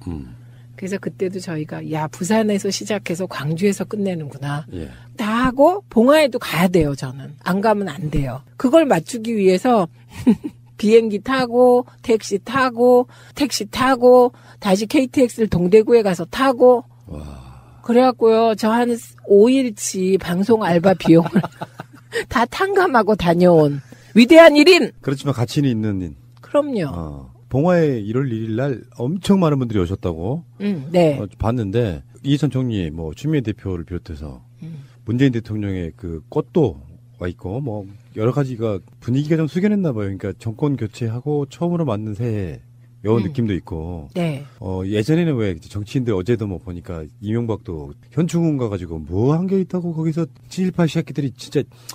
근데요, 그걸 우연히 이명박 대통령이 현충원 참배하는 걸 우연히 거리에서 뉴스로 보게 됐어요. 네. 그런데 옆에서 있던 젊은이들이 어머 저기는 아무나 가는 거야. 그렇게 얘기를 하더라고요. 현충원 참배는 아무나 하는 건가? 이래요. 얘기를 하면서. 그래서 이렇게 딱 보니까 그 이명박 대통령이 현충원 참배하는 게 싫은 거예요. 표정이. 나라를 나라답게 현충원에서 친일파들 다 반해야 됩니다. 박정희부터 시작해가지고. 그걸 부관 참시라고 하지 않나요? 그냥 이장이라고 하죠, 뭐. 네, 부관 참시는 유고를 꺼내가지고 다시 사형을 내리는 거니까. 어쨌건 그 봉화 마을에 굉장히 많은 분들이 모였고 그 모이는 느낌 자체도 굉장히 특별했을 것 같다는 생각이 들었어요. 저도 보도로 뭐 의원님이 이렇게 사진 여러 분 봤거든요. 네. 표정이 제 느낌이 그랬을지 모르지만 굉장히 더 숙연하시더라고요, 느낌적으로. 그 다른 분은 저는 와서 못 봤고요. 권 여사하고 권호 씨하고 그다음에 이해찬 총리님하고 그렇게 보고 왔어요. 그런데 권 여사님 얼굴이요. 환하게 빛나는 거예요. 늘 권 여사님을 뵈면 눈물이 났거든요. 우리 집안 분이십니다. 눈물이 났어요, 진짜. 그런데 울 수 없기 때문에 다 표정이 숙연한데 안 좋은 쪽으로 숙연했던 거예요. 그런데 올해는 그냥 권 여사님이 이렇게 가만히 계셔도 환한 빛이 나는 거예요, 진짜로. 그래서 제가 사진을 찍어서 처음 올렸는데 그거 보시면 환한 게 드러나요. 표정이 바뀌었고 그 다음에 또 그렇게 아우라가 있게 느낀 느낌을 준 게 이해찬 전 총리세요. 정말 환하게. 왜냐하면 그분은 2012년에 당대표 됐다가 당대표에서 쫓겨나고 그리고 대선판이 지는 쪽으로 가는 걸 지켜보고 아무것도 할 수 없고 그런 걸 다 겪었다가 이번에는 이해찬 총리가 캠프의 중심이셨거든요. 그래서 이런저런 그 모난 돌들이 나오면 그걸 다 징후로 쳐내시고 그리고 이렇게 마치 대선이라는 게요. 조각가가 멋진 작품을 만들듯이 모난 돌은 모난 돌대로 잘라내고 이렇게 둥글게 면을 말아가는 거잖아요. 그런 역할을 하셨거든요. 그러니까 3명의 대통령을 만드신 거잖아요. 그러네요. 네. 그분은 진짜 그러시네요. 네. 그리고 이해찬이 중심에 서지 않으면 이기기 어렵다는 거를 2012년과 2017년에 우리가 본 거잖아요. 그래갖고 문재인 대통령의 성공이 그게 단순한 성공이 아니고 문재인이 성공하면 통일의 초석이 닦이는 거고 문재인이 성공하면 진짜 새로운 대한민국의 길을 여는 거고 그런데 지금 문재인 대통령이 잘하고 계시다고 보면서 얼굴이요 그냥 환하게 밝아지셨고 그렇게 계속 이렇게 밝고 웃으시니까 저분이 내가 알던 그 면도칼 이해찬이 맞나? 이런 생각이 들 정도로. 은근히 그분도 유머 있으시더라고요. 유머가 있는데 그 유머가 아파요. 저 낙선하고 딱 만나자마자 첫인사가 뭐였게요? 그거 같아요. 맞춰볼까요? 맞춰봐요. 어떻게 하면 떨어지니? 뭐 이런 거. 김연한테 들었구나? 아니요. 그럴 것 같아. 그렇게 얘기했어요. 저 보자마자 위로한다는 게 씩 웃으시면서 어떻게 하면 선거에 떨어지는겨? 그 이야기를 제가 최재성 위원장한테 한번 들은 것 같아요. 그런 식이 그랬다고. 저도 뭐 개인적으로는 뭐 팟캐스트 하기 전에요. 어쩌면 되게 단순한 거였어요. 시작이. 직접적인 시작을 이제 문재인 대통령이 당선된 것 같은데 요 의문점에서 출발한 거긴 했는데 그 전에 내가 팟캐스트를 하면 해보고 싶었던 것 중에 하나가 노무현 대통령의 죽음이었어요. 거기에 대한 어떤 진실을 밝혀보고 싶다는 생각을 했었던 기억이 나고 그 전으로 돌아가면 이제 팟캐스트라는 매체가 생기기 전에 노무현 대통령 돌아가시고 나서 느꼈던 여러 가지 우리 국민들의 후회와 감회 이런 것들이 있잖아요. 네. 그중에 지금 제가 하고 있는 것과 상당히 연관이 있는 건데 정권까지 연장돼서 노무현 대통령 들어섰으니까 앞으로 뭐 잘 되겠지. 대통령 딱 되는 것까지 보고 손 다 놔버리는 사람들이 굉장히 많았어요. 일반 시민들 중에. 네. 그때 그것 때문에 노무현 대통령 돌아가셨다고 생각하는 그 빚진 감정들 이런 것들이 이제 정권 교체까지 왔고 지금도 뭐 이런 일을 하고 있는데 어찌됐건 대통령 보고 계신다면 이분 환하게 웃고 계실 것 같습니다. 잘 되셔야겠죠, 문재인 대통령도. 네, 그리고 또 하나 느낀 건데 거기에 모인 많은 사람들 그리고 지방선거에서 핫플레이스에 출마할 가능성이 있다고 얘기되는 분들이 있었을 거 아니에요. 그분들의 판단 기준이 무엇인지를 알 수가 있었습니다. 그래서 지금 거론되는 많은 분들이 이건 개인의 문제가 아니다. 그런 인식을 다 하고 있었다. 그래서 나라가 잘 되는 방향, 문재인 정부가 성공하는 방향, 민주당이 잘 되는 방향, 그다음에 무엇보다 당원과 지지자들이 원하는 방향. 그 방향의 선택을 해야 한다는 느낌이 그냥 이렇게 흘러다녀요. 되게 좋은 조짐이죠. 그러니까요. 지금 아직 완성이 된 건 아니고 우리 코앞에 이명박도 있잖아요. 네. 그 사람이 버젓이 지금 강남거리를 활보하고 있잖아요. 네. 현충을 돌아다니고 있고. 자, 아직 멀었습니다. 지방선거 얘기를 잠깐 할게요. 사실은 뭐 이게 면밀한 데이터를 갖고 한다기보다는 지금 6개월 남겨놓은 상태에서 6개월이 아니죠 이제 5개월 정도밖에 안 남았네요. 네. 그 상태에서 민심은 어디로 가고 있는가? 4개, 5개 정도의 언론사가 한 여론조사들을 쭉 보면 네. 일단 큰 흐름은 문재인 대통령의 압도적인 지지율 거의 뭐 80% 정도 나오더만요. 저는 문재인 대통령 국정 지지율이 76% 이거 뭐 나타나셔서 민주화 같은 걸 역설했잖아요. 그렇죠. 네. 저는 박종철 군 어머니 아버지 박종철 열사의 어머니 아버지는 남다른 감회가 있죠. 왜냐하면 박종철 열사 아버님이 일체 언론에 응하시질 않았어요. 예, 그분이 공무원이셨어요. 그랬기 때문에 되게 그 아들이 고문으로 죽은 그 상황에서도 굉장히 신중한 태도셨거든요. 그런데 아마 그때 최초였을 거라고 생각하는데 말지가 최초 인터뷰를 싫어요. 예. 그리고 그때 인터뷰어가 뭐 우리 사무국장님들 이름으로 다 나갔지만 제가 인터뷰한 거였거든요. 그래갖고 말지 동료하고 같이 부산역에 내렸을 때 그때 그 느낌이 그대로 지금도 살아있어요. 서울에서 되게 추워서 내려갔는데 부산역에 내리는 순간 뭔가 온화한 느낌? 기온차가 굉장히 났던 새벽에 추워서 덜덜 떨다가 부산역에 내렸는데 따뜻하고 포근한 바람이 감싸는 느낌이어서 부산이 너무 좋았는데 그 박종철 열사 집으로 찾아갔을 때 인터뷰를 하는데 어머니는 이제 말지라고 하니까 그 딸이 말지를 알고 있었어요.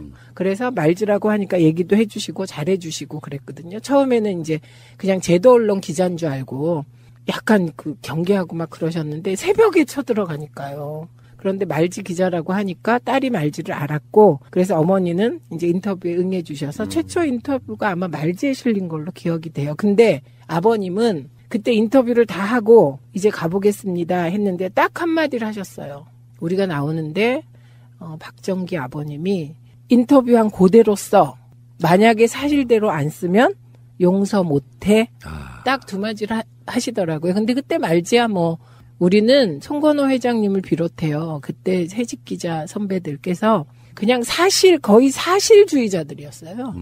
그냥 팩트 신봉자들. 논평은 그 뒤다. 그래서 그냥 사실대로 적었고 그 인터뷰가 계기가 돼서 박정기 아버님이 인터뷰를 읽어보시고 이제 말지도 신뢰하게 되고 그래갖고 그 후로도 오래 이렇게 만나 뵙죠. 아버님 아프실 때도 이제 냉온욕도 하시고 그러셨어요.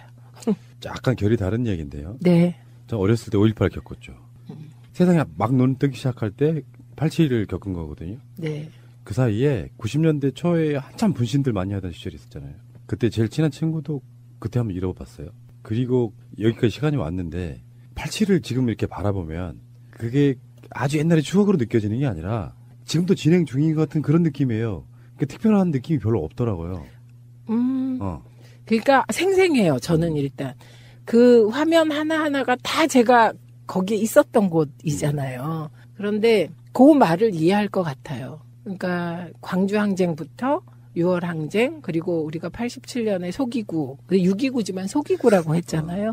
그리고 양김의 분열로 노태우가 대통령에 당선되고 그리고 90년을 맞잖아요. 그래서 90년 이후 학생운동에서 많은 사람들이 몸을 불사르잖아요. 근데 그것도 지금 생각해 보면 87년 6월 항쟁으로 시민들이 만들어준 판. 그러니까 시민은 승리했는데 정치권이 욕망을 못 이겨서 진 그 사건이잖아요. 근데 그 감독이 그런 말을 했더군요. 1987 보면 마지막에 쭉 자막이 나오잖아요. 그 자막에서 제가 마지막에 가슴이 덜컥했어요. 저기에 만약에 양김 분열로 노태우가 당선됐다. 이 한 줄이 들어가면 어떡하나. 그래갖고 저는 그걸 보면서 마지막 자막을 보면서 막 나오면 어떡하지 막 쿵닥쿵닥 했는데 안 나왔더라고요. 근데 이미 감독이 인터뷰를 했더라고요. 그거를 넣을까 고민했대요. 예, 그런데 시민들에게 좌절감을 주고 싶지 않았다. 그래서 의도적으로 뺐다. 이런 인터뷰를 봤거든요. 그러니까 되게 감독이 깊은 고민 속에 한 줄을 넣을까 말까 했다. 그게 되게 감사했어요, 저는. 그리고 그 일은 지금도 돌아보면 시민은 승리한 거 맞습니다. 희생을 통해서.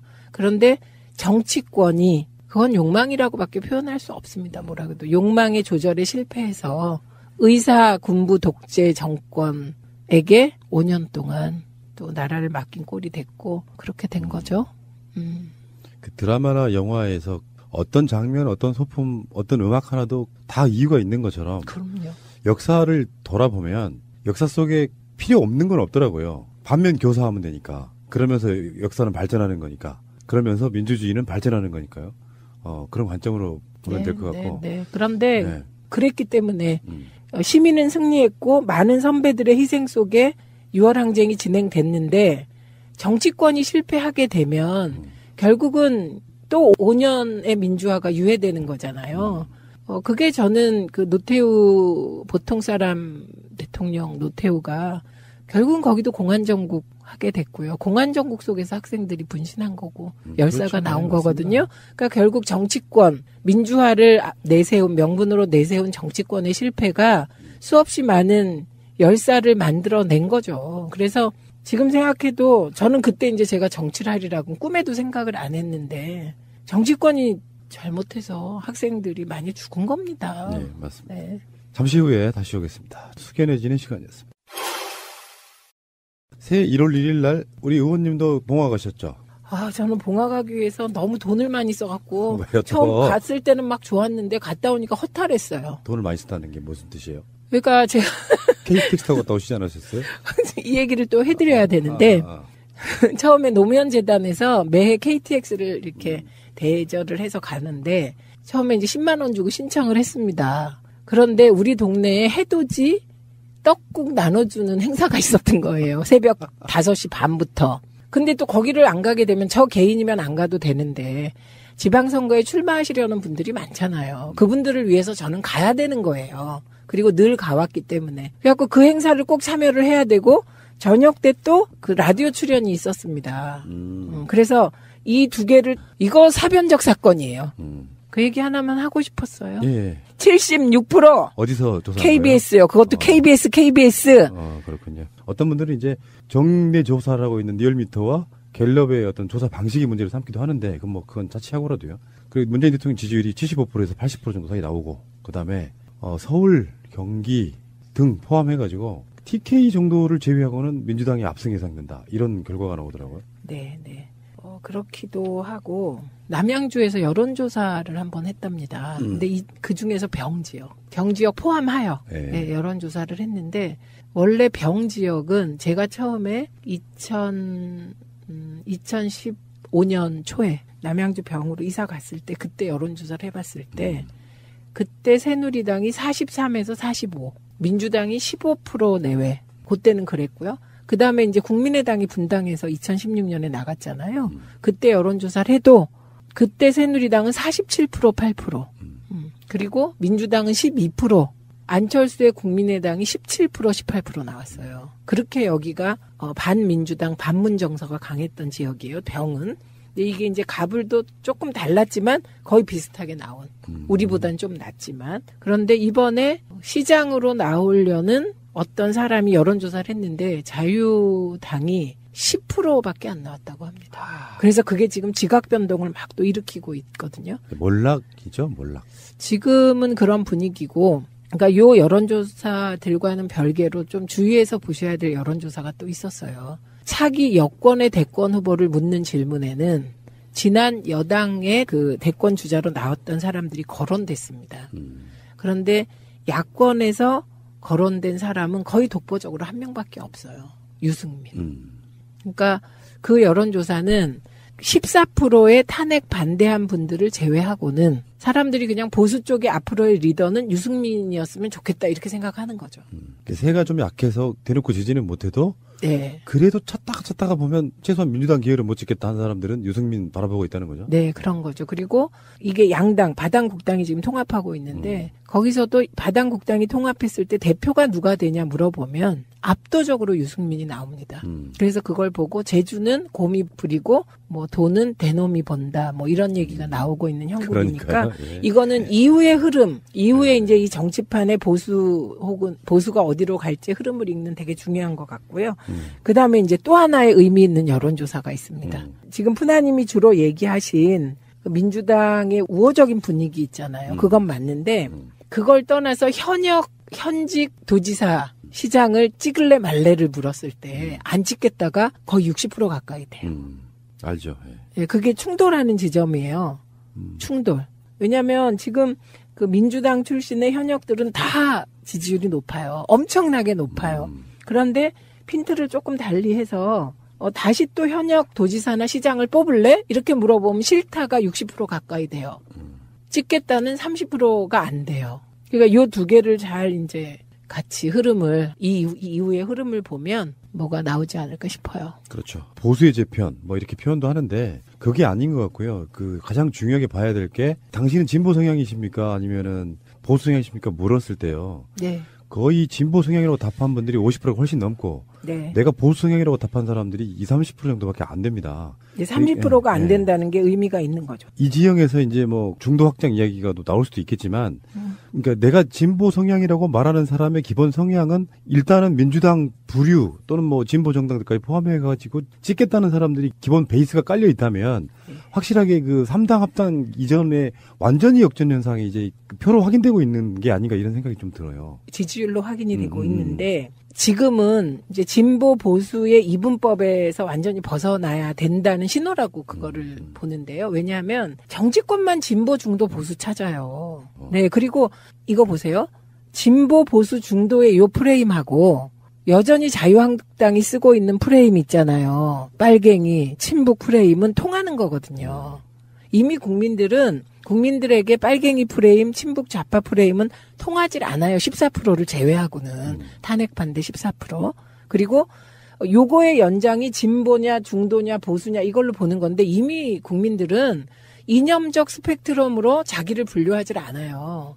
그래서 저는 빨리 이 프레임을 바꿔야 된다고 생각을 하고요. 안 맞으니까 현실과. 그리고 이건 어떻게 보면 여전히 언론이나 정치권은 과거에 구새누리 세력의 프레임에서 못 벗어난 거죠. 그래서 물을 때 너 진보야 보수야 그러면 민주당을 지지하면 진보라고 답하는 거예요. 지금 제가 보면. 어쩌면. 네. 그런데 지금 민주당이 그러면 뭐 이념적으로 봤을 때 진보인가? 아니죠. 민주당은 보수 리버럴에 가까운 거예요. 근데 상대적 개념으로는 진보라고 볼 수 있고. 14%에 비하면 오른쪽 14%에 비하면 진보인데 그 기준이 우리는 세계적인 기준보다 훨씬 오른쪽으로 와 있습니다. 그 기준이. 그래서 저는 이런 식의 질문은 앞으로는 무의미하다. 그런데 다만 정파적으로 볼 때 우리가 진보다 보수다를 떠나서 이게 자유한국당 너 얼마나 지지하냐? 앞으로 지지할래를 보여주는 거죠. 그러니까 선거 때 최대 자유한국당으로 결집할 수 있는 세력이 30% 조금 못 미친다. 지금은 이렇게 보는 게 맞겠죠. 그리고 이제 문재인 대통령의 지지율을 연령대별로 보면 대체적으로 20대, 30대, 40대가 굉장히 높은데요. 거의 90% 육박해요. 네. 그렇다 보면 자유한국당 부류는 더 미래가 없는 거죠, 지금. 그렇죠. 점점 정말 제가 요즘에 많이 하고 있는 말입니다만 지지하기 부끄러운 정당. 내놓고 지지하지 못하면 확장할 수가 없어요. 나 혼자 나는 자유한국당 지지한다고 하지만 밖에 내놓고 이야기를 못해. 비난과 따가운 시선 때문에. 근데 그런 사람들은 그렇게 소멸해 가는 거고요. 세월이 밀어내주겠죠. 그러면서 그 흐름을 조금 아는 사람이 유승민인 거죠. 한마디로 말하면. 그렇죠. 살짝 비껴 나와가지고 자기는 빠져나와서 지금 나는 그런 보수 아니야라고 말하고 있는 거지만 그것도 아마 유승민 같은 사람들이 만약에